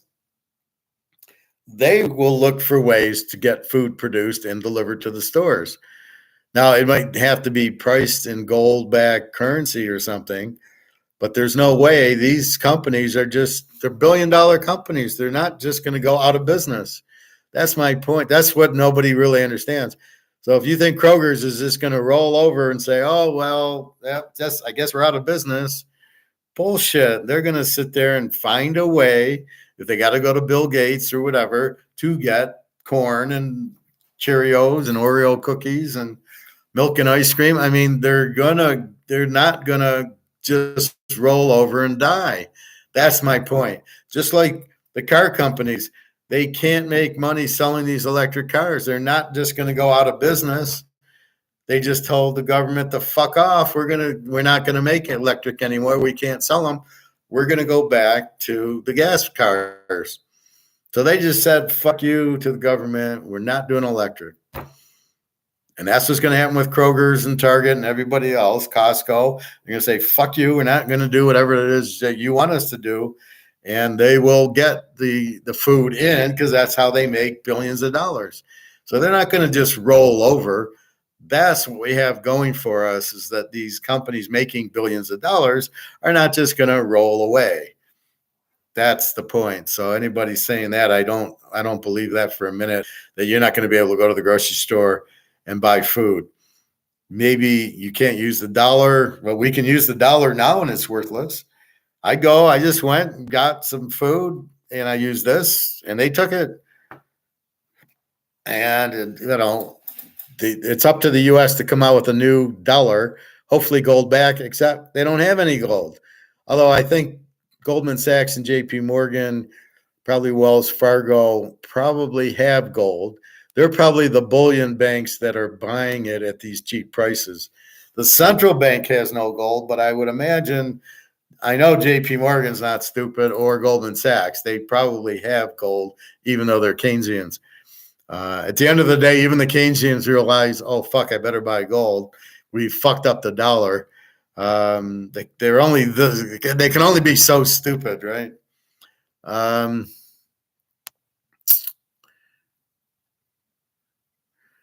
Good point.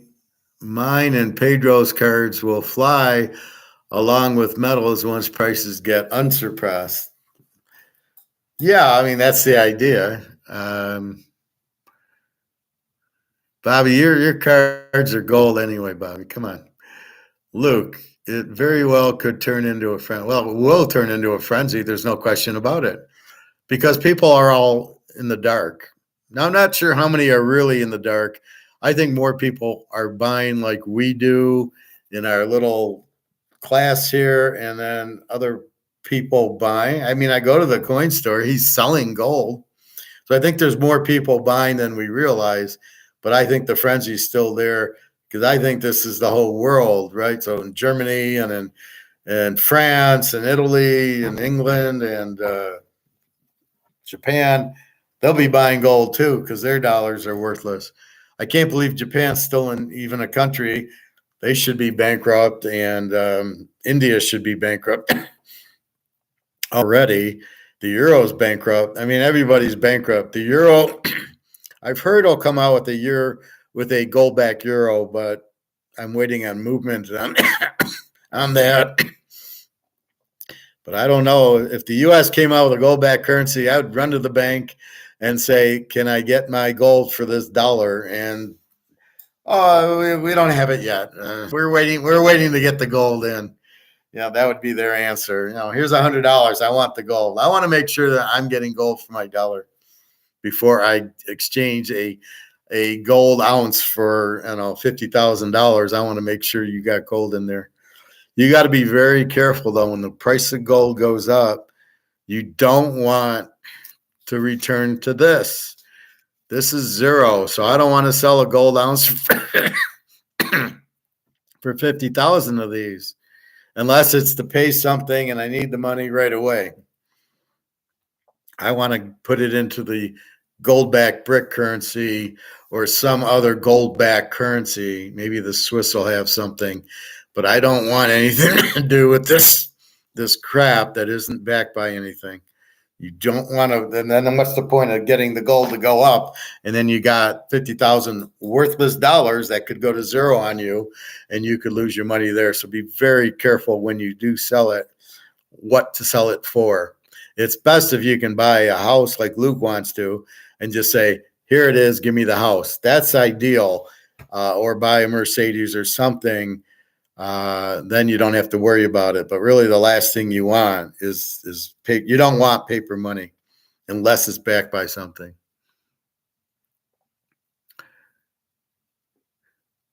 Pedro, Professor, with all due respect, when you mentioned the dollar will go down, no, it's not a hypothetical.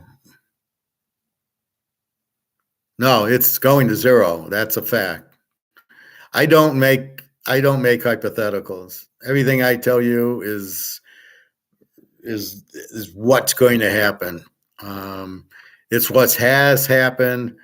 Every currency in the history of the world that has not been backed by gold has gone to zero. And there's been like 2,000 of them. Because the guys, what you got to realize is the more you print, the less they're worth. And you've got morons at the printing press. You got fucking criminals, JP Morgan and all these people who run the Federal Reserve are printing the money. The more they print, the less it's worth.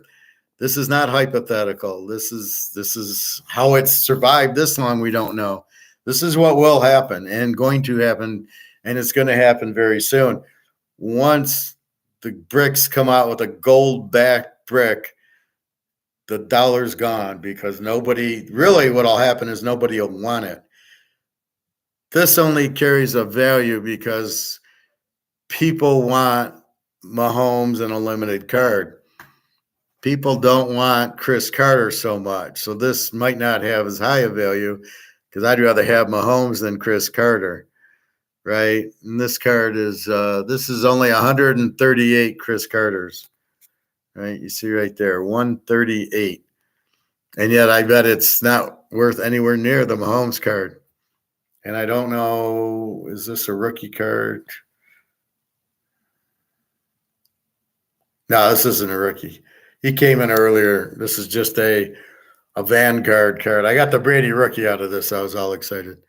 So once the demand stops, if there's no demand, there's no price, it's gone. So the dollar, right now, it's the reserve currency, which doesn't mean shit.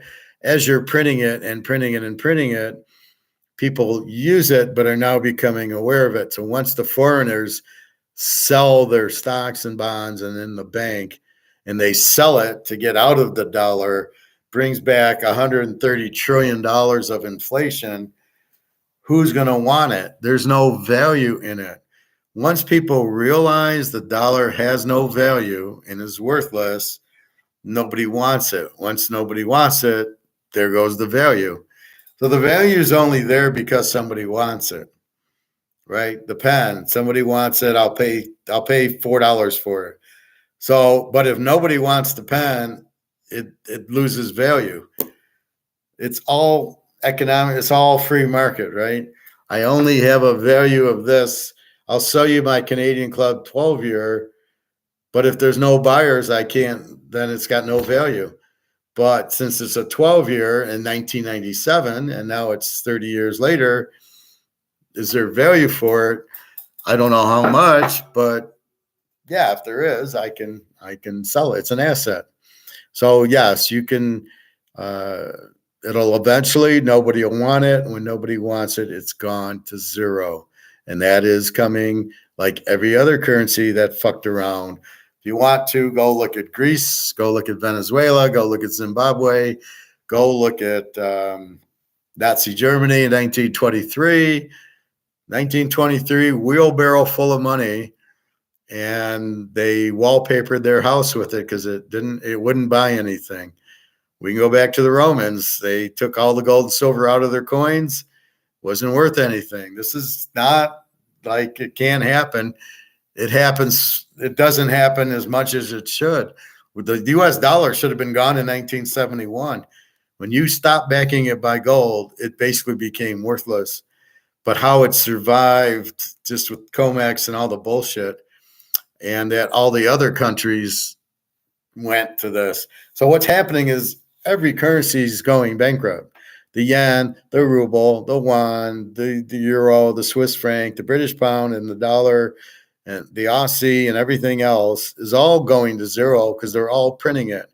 So there'll need to be a total new currency that has to be the BRICS currency backed by gold, because nobody's going to trust anybody who doesn't back their money by gold. So all of it is going to be worthless, which is what these idiots want, the prima donnas up top. It's all George Soros, but that's what's happening to the whole world. That's the problem, right? They're printing it and printing it and printing it. None of it's backed by gold, which is fucking unbelievable. Anyway.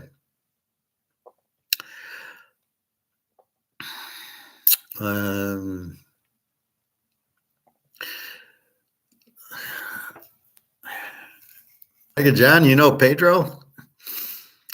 Bobby, Greg, I'm the hero of this class. I hit a home run off Pedro in Fenway Park.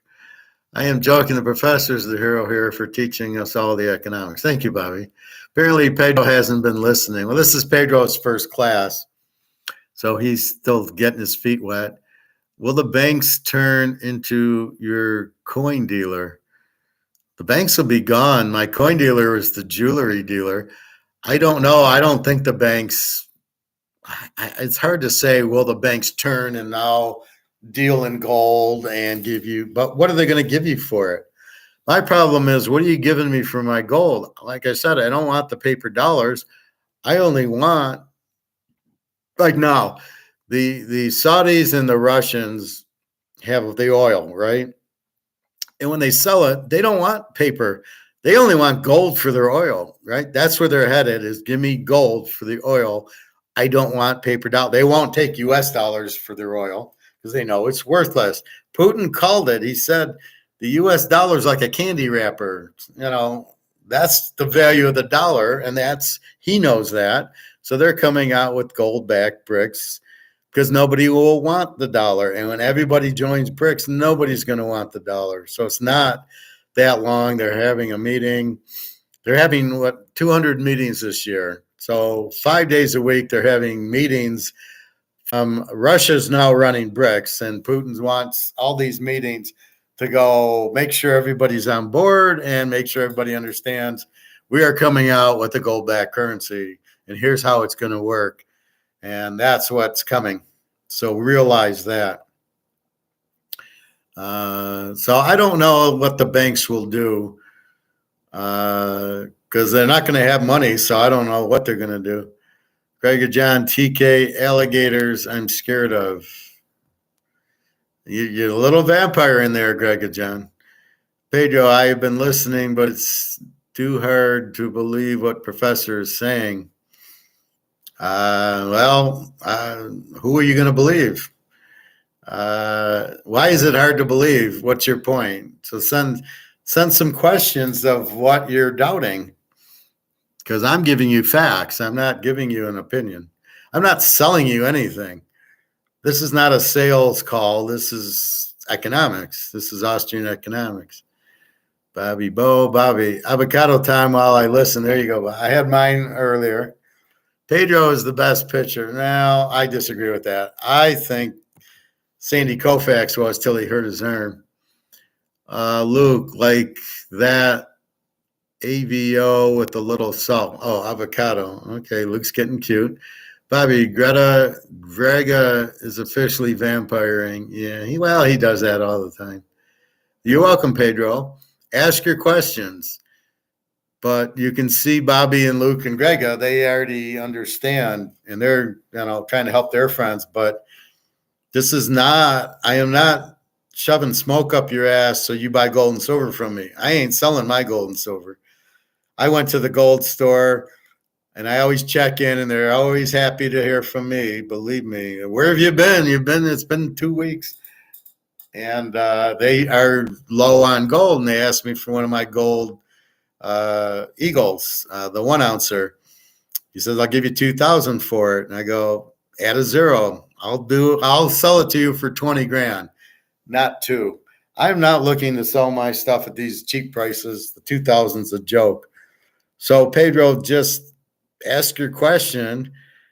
When you try to tell people, they won't really believe you because most people are fucking head in their sand about the dollar going out or gold is going to be really worth that much.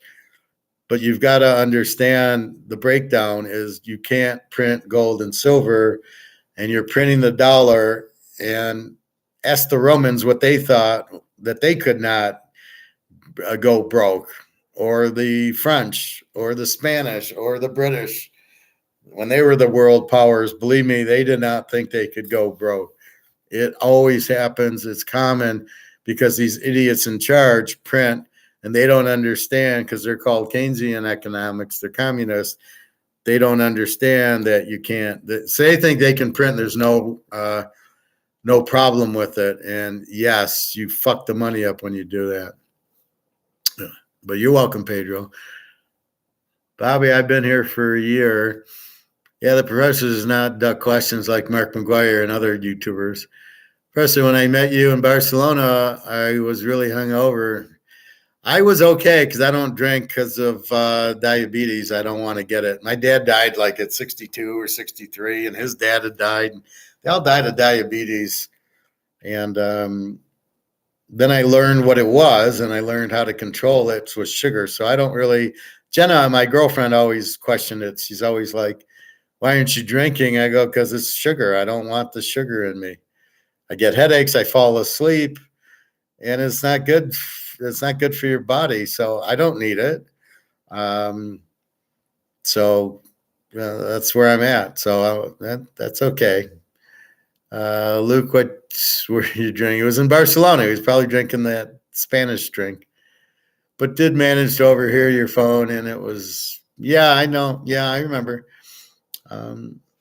I was leaving a message to my buddy in Alabama because he's like you guys. We talk gold, And I was just bored waiting for the plane. I didn't know anybody there. Jenna goes to the Ukraine, so she wasn't with me. So I was basically alone with a 2-hour wait for the plane. So that was fine. We had a nice chat. And your buddy had a chat. Is your buddy buying gold that was with us? Yeah, I haven't drank since New Year's Day. Well, you know what it is, Bobby? You just find substitutes. Instead of drinking, do something else. I mean, you probably get the same buzz from dark chocolate or other things fit for your appetite than the drinking. Just substitute it. What good is it? You get a lot of sugar in your system and you get hungover. And what you need to get drunk? I don't think a man like you needs to get drunk to have a good time. And that's how I've always looked at it. I don't need to smoke. I don't need to drink to have a good time, right? I like my mind. So that's why I like to play poker, bet the football. That, to me, is instead of drinking, I'd rather bet the football and win with KC over Buffalo. I get a bigger buzz off of that than I would drinking, and I get no problems with it. Oh, yeah, that reminds me. I found a good dark chocolate, 85%. There you go. Just keep it to like 2, 3, maybe 4 squares a day. I know they had the thing you could eat the whole fucking candy bar, but you got to remember you're eating the cocoa and it's really healthy, like an avocado. I don't have more than 1 avocado a day, but the dark chocolate, which I ran out of and I got to get. Problem with the dark chocolate, when you run out, you have the sweet tooth. So you want to have an ice cream or a little piece of the chocolate cake or something. So you've got to get the dark chocolate to help your sweet tooth, but still, not eat crap. I should do that too, but gold has given me a depressed state of mind. Luke, you're going to be rich and you have no risk. Why are you depressed? You can't lose. It's a no lose. It's like I gave you 20 grand and I said, you're going to bet roulette. And if you lose, I'll give you the 20 grand back. But not only that, you can't lose because there's just red on the wheel. So just bet 20 grand on red and you're going to win. That's what I don't understand. What do you worry? Where's your worry? You can't lose. You have the gold. If you want, you go back and you sell the gold back to the store. I mean, that's all you do. My guy will take it in 5 minutes. In fact, that's what he has. When I show you the pictures of what the guy has, it's from people selling their gold to him. That's where he gets his gold. He doesn't order any gold unless if I gave him 30 grand and said, buy me 15 ounces, he would then make that order. But otherwise, he doesn't even order. He just simply... People come in with gold, he buys it, and then he puts it out, and then I buy it from him. That's how it works. So there's absolutely no risk. He will buy it from you in a heartbeat, the gold, for pretty much the spot price. So when you buy it, he's adding the markup, the premium, but when you sell it, he's not. So that's the only thing you got to be careful with. But still, let's say, if you need the money, you can still get 2 grand for the ounce of gold. That's at the coin store. As I showed you, you can sell it on eBay, no problem. And if we have to, we'll go to Switzerland and sell it to Egon. So I'm always thinking of plan Bs. So we might have to go to a different country to sell it, to avoid tax, to avoid something. But I'm going to fight it when I do sell it as far as 1099, as far as doing my tax return. I'm going to fight it because the reason you got to pay tax on it is they're calling it a collectible. It's not a collectible. We are not buying it as a collectible. We are buying it as money. So why should I pay a 1099 on it if I'm buying money?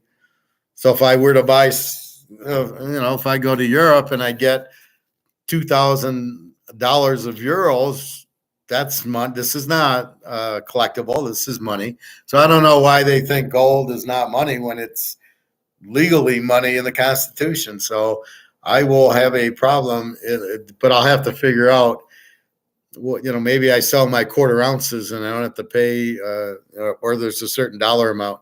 So I got a lot of 1/10 of an ounce, quarter ounce, half ounces too. So I think when I meet Daria, I'll bring like 2 half ounces, because then it's nicer than 1 ounce, because I just got one, but I got 2. That's good. So it's the same. I did that with Jenna. I gave her 2 quarter ounces instead of a half ounce. And she's starting to understand. When gold hits 3,000, then she'll really understand what I did for her. But right now, she's not really sure.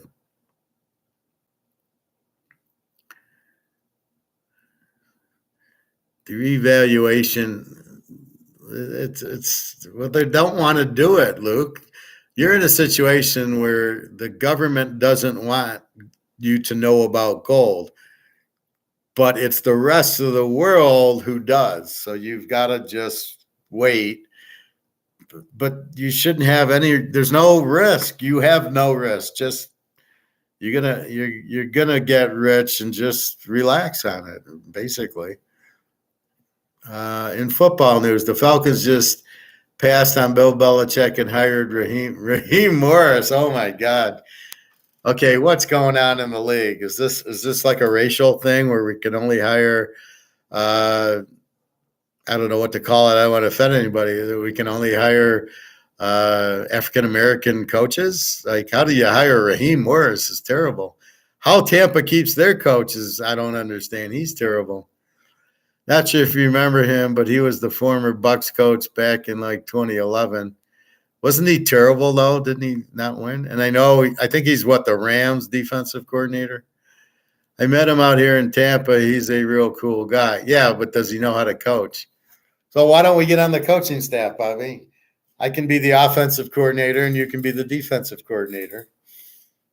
And we'll get Tampa back winning Super Bowls. I'm surprised. I heard Brady was the Niners were interested in him in this year. I can't believe he didn't play. With that team, it would have been a no-brainer for Brady. So I'm really confused why he did not quarterback for the Niners. And Brock Purdy was upset. Like, I got us to the championship game. I'm good. I know. Yeah, but it's Tom Brady, Purdy.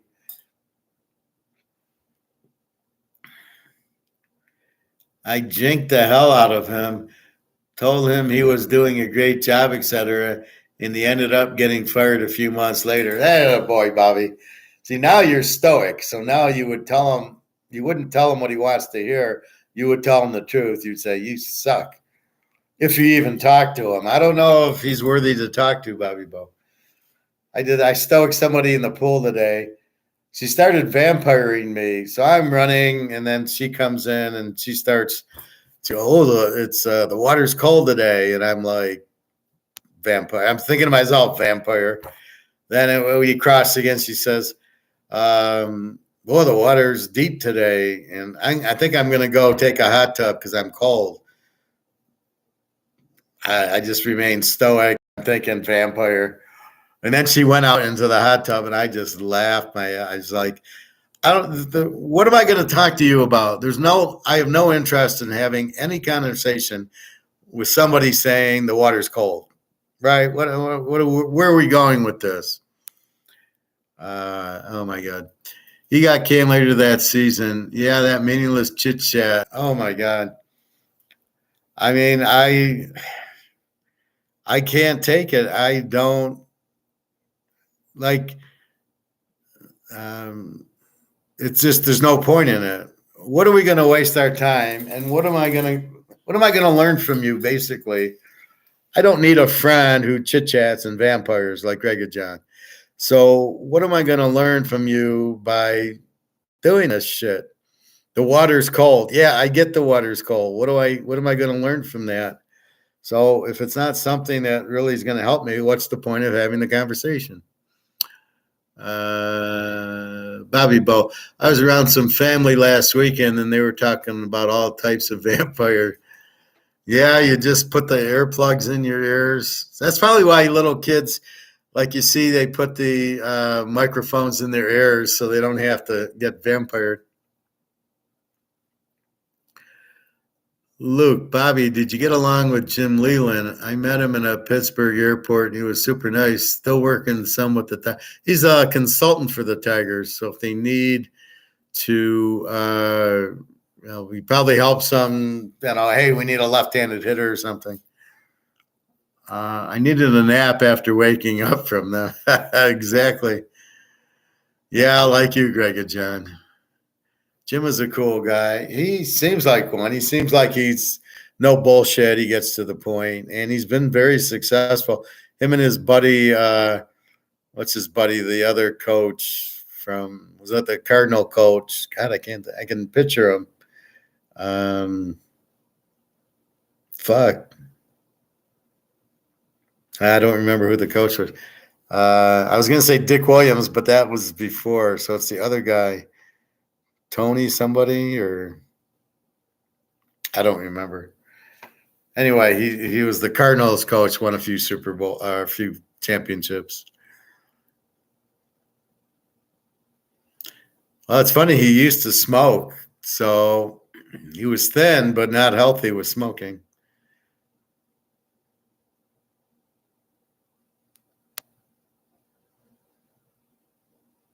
What, they vampired you, the New York media members? See, now, if you did a press conference as a stoic Bobby Bo, you wouldn't even pay attention to him. That's the thing. When you hear the news, there's something on the news about somebody, you don't even listen to it. Like Biden did this, or all this stupid news stuff. I don't even pay attention to it. I'm not going to let them vampire me, right? So if Fox or any of these CNBC or anything, I don't even listen to them because it's all vampire. They're all telling you shit that you're like, I don't give a fuck. I don't want to even listen to it because I don't want to hear anything about it. So that's how I am. Like, I think they're talking about the election a lot because I'll get on the bike and they got the stupid TVs on. So I put on my phone stuff so I don't have to listen to it, but for a few seconds. So they're talking a lot about the election, and I just like vampire. I don't even want to listen to it or get into it with anybody or even watch it. So that's when you get real stoic. I don't want to hear it. I told them to get the fuck out of my locker room, etc. after vampiring me. There you go, Bobby. Yeah, I would have not acknowledged them. I would do that to George Clooney now. If I saw George Clooney at the grocery store, I wouldn't even acknowledge him. And he could come up to me and say hi, and I'd be like, "Who are you?" and just keep going. I wouldn't even want to have a conversation with the guy. That's when you're a stoic. You don't get all impressed because he's a movie star. I am so sick of that guy. Oh my God, I could puke. Professor, did you play sports growing up? Yeah, I played. I was a really good baseball player. I played pony colts. I played till I was 14. Then I started playing golf. And I was a pretty good golfer. I could shoot in the 70s once I got really good. Football in the back, I was really good catching it, but I went out for like high school and I saw these really big guys, 300-pound guys. And I said, I don't think I'll play that. I don't really want to get hurt. So I didn't play that. But no, I'm still a good golfer. And I was really good at softball after baseball, but I could hit the baseball pretty good. But folks got divorced. I had to work at a grocery store, so it didn't work out. So, but I'm good at betting it. So that's where I get it. So you meet a lot of stars in the airport, Luke. Jim Lee. Yeah, it sounds like it. I got to go to the airport with Luke. Well, being in Pittsburgh, so you got the Franco Harris statue. You can probably hang out there. Well, Bobby, you probably meet a lot in Tampa. You got all those strip clubs down there. Yep, heading to Tahoe to ski soon. Who will be the next? Maybe you. Do you ski, Bobby? Are you going to go to Tahoe?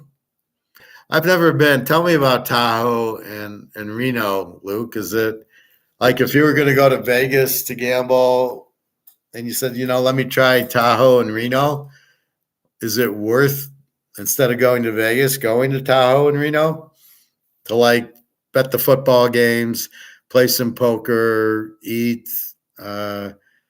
Is it good or is it old?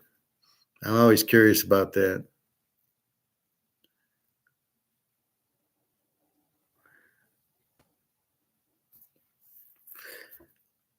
Jeter, Brady, Senior. I'm not a big Senior fan.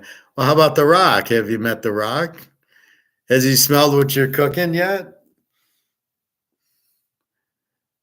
Saw Darryl Strawberry a few months ago in Pittsburgh. He looked happy. Still doing his cocaine. Warren Sapp, John Gruden. Don't talk John Gruden. That's a negative. A lot of athletes in Tampa. Reno sucks versus Vegas. Okay, I was just curious because Vegas is getting really expensive and all these extra hotel resort fees.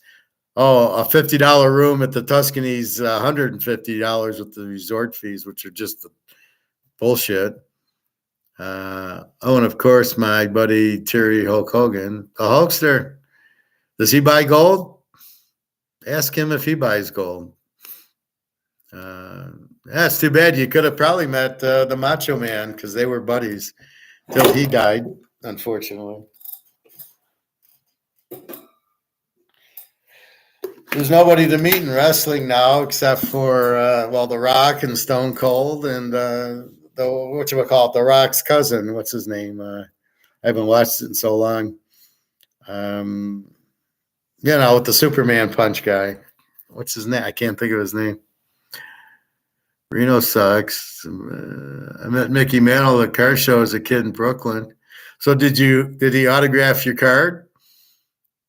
So that means you must have a Mickey Mantle card that he autographed. So that'd be worth a few million. Mike Tyson in downtown Tampa a couple of years ago. Well, he's in Vegas now, or isn't he? He's in the Hangover movie. Hulk's son just got a DUI in Tampa, and Hulk came to the scene. He is a stand-up guy, it seems. The Hulkster. Hulk's son's got into car accidents. I remember watching Hogan Knows Best or whatever, and his son had gotten into a car race and killed somebody.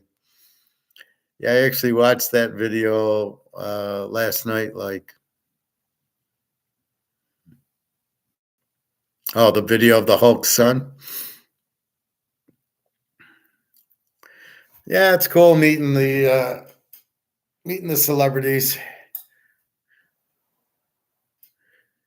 The Luke video of Hulk's son, yeah.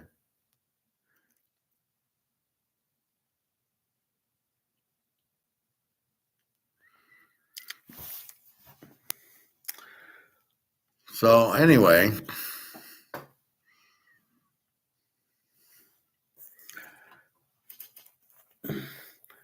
we will go through our third test tomorrow. The Continental Congress. Legal tender laws, I think.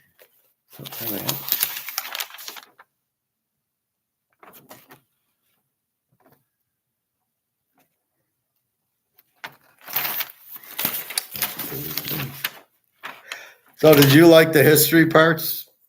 When I talked the Roman Empire and the Spanish and all that? Because that's really, it all comes back to the gold standard, right? Every country that's gone it and had low laws and low inflation in gold has been the number one power. And then for some reason, they all get away from it. It's like what? I guess it brings corruption. I always think of the Hobbit, right? They dig all the gold up, draws the dragon in. And I think that's the comparison. So you go to the gold standard and you get all the gold, and you get real rich, and then here comes the dragon, and they take it over, and they get rid of the gold, and they print the money, and next thing you know, it's worthless. That's about the best comparison I can make to what happens to these countries. They get so successful that all of a sudden evil comes, and that's really a fascinating thing to try to understand, is why, if you know it works, do you get away from it? So I don't know. But the young Spanish cop just said, you're a good Bobby.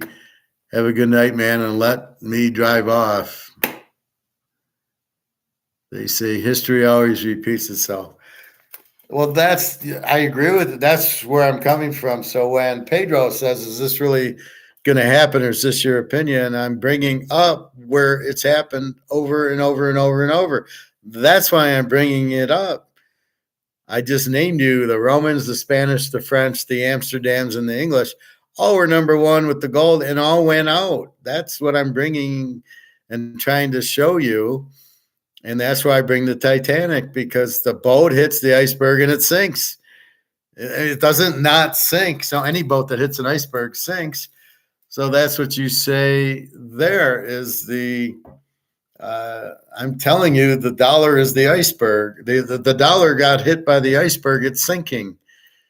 And there's no way you can save it, because they keep the biggest problem is the debt's $35 trillion. So you got to print almost $2 trillion to pay the interest on the debt. That's where you're fucked. The more you print, the less it's worth. So eventually, does anybody want US dollars when they're afraid to get paid in it? Because they know, well, where are you going to get the money? You're already in debt, $40 trillion. How the fuck? Why would I take your money? It's worthless. That's where the point comes in, and then it becomes it's worthless. Therefore, there's no demand. Therefore, nobody wants it, and it's gone. And that's where we're at right now with all this debt. And the problem is, did they do this on purpose, or are they just all Keynesian idiots who just thought we could keep printing money and nothing would happen? And that's kind of what I think happened. They just kept printing it to zero and didn't think you could have a problem if you kept printing. That's what I think's happened. But the only answer is gold. And either way, we win because we got the gold, and gold's going to go up regardless, one way or the other. Hang in there, Luke. Gold's the only answer, so it's got to drive the price up. Titans got Brian Callahan as the new head coach. Well, I'm sure they'll be 5-12 next year then. Who's Brian Callahan?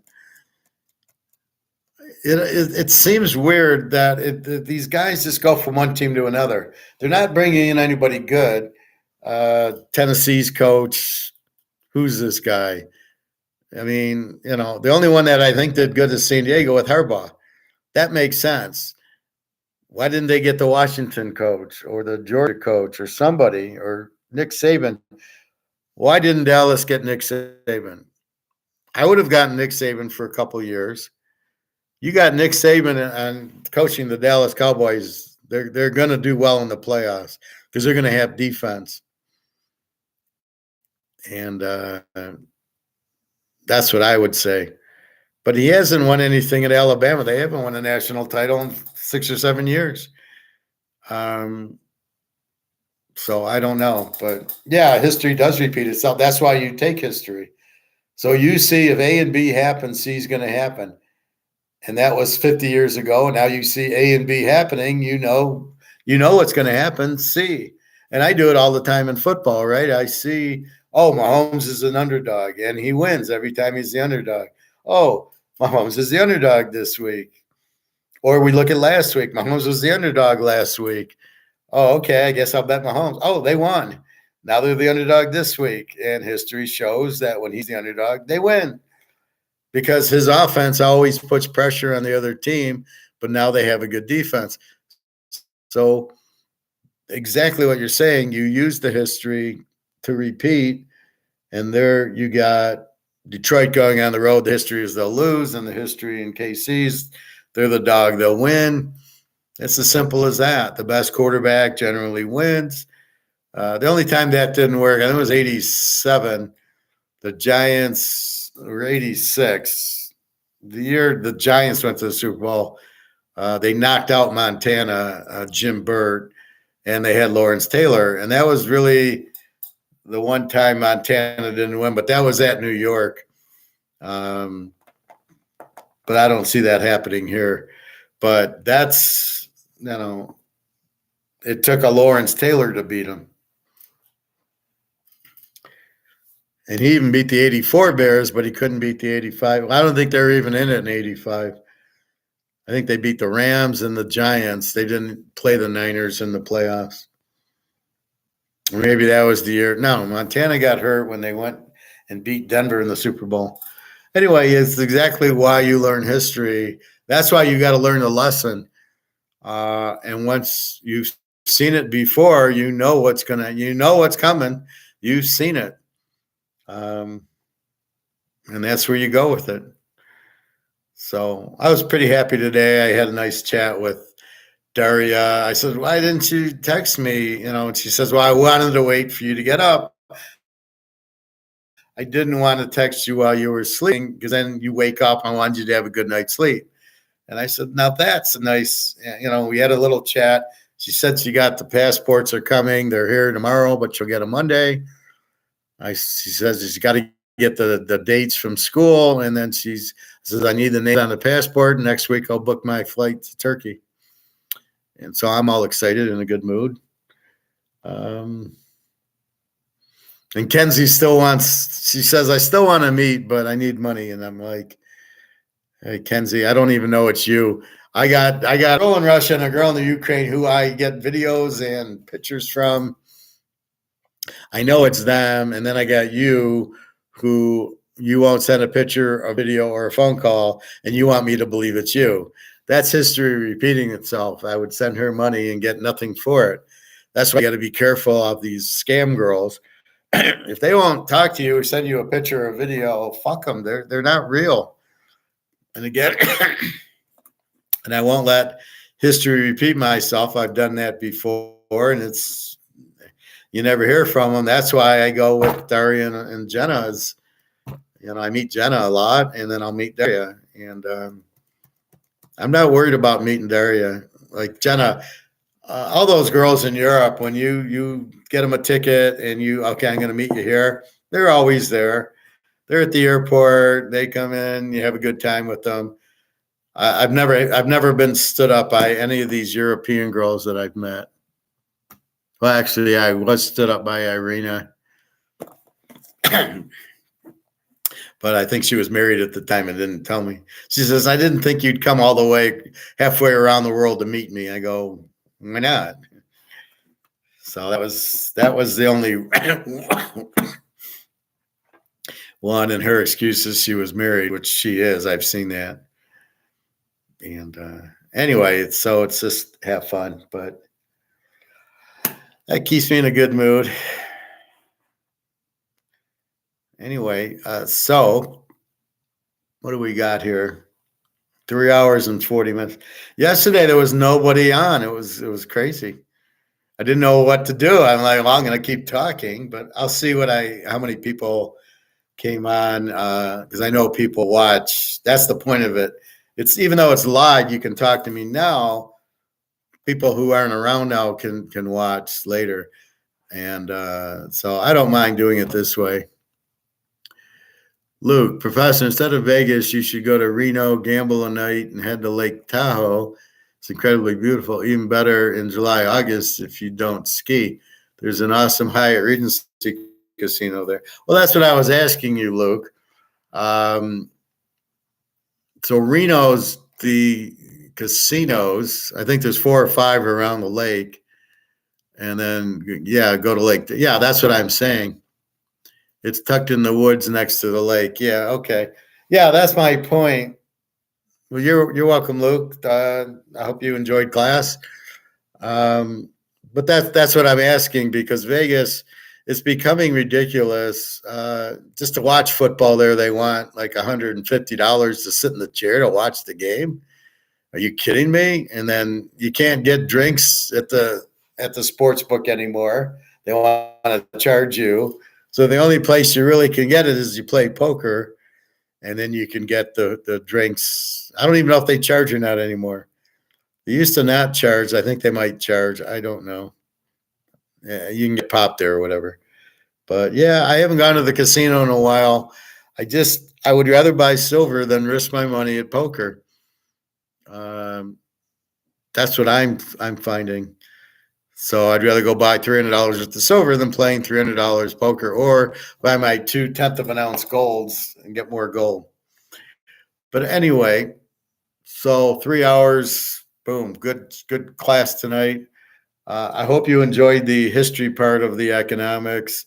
These are all from my notes from my master's class, and I'm finding them very interesting to reread them and then get prepared for what's going to happen here.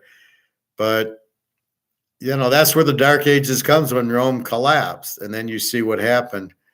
So I don't think that's going to happen. I don't get the elitist stance on what they're trying to do. Well, we'll control everybody. What are you, insane? Nobody wants to be controlled. You're not controlling anybody. Okay, time for some dinner. Got 6:30. All right. I already made chicken, so I just need to heat it up. And I had a salad, so I'm not going to have another salad. I must make an omelet, I guess. All right, everybody. Well, have a good day, and I will see you tomorrow. And it should be near the same time. Today I stopped at I just stopped at the gas station for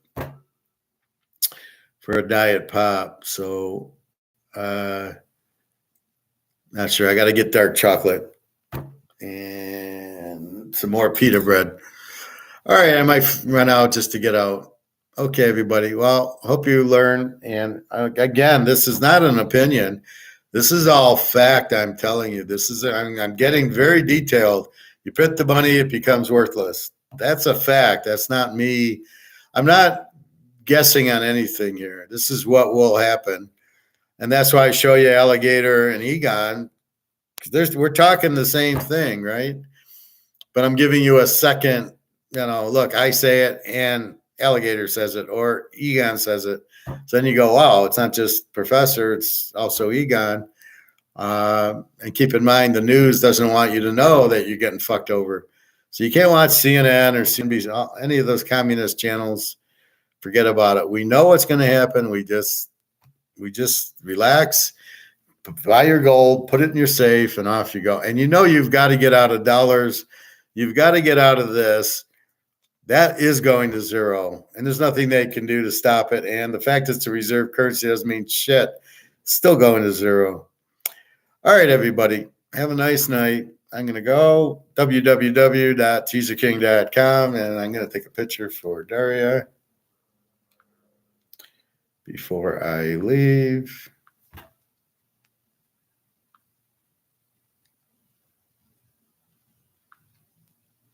She likes that picture.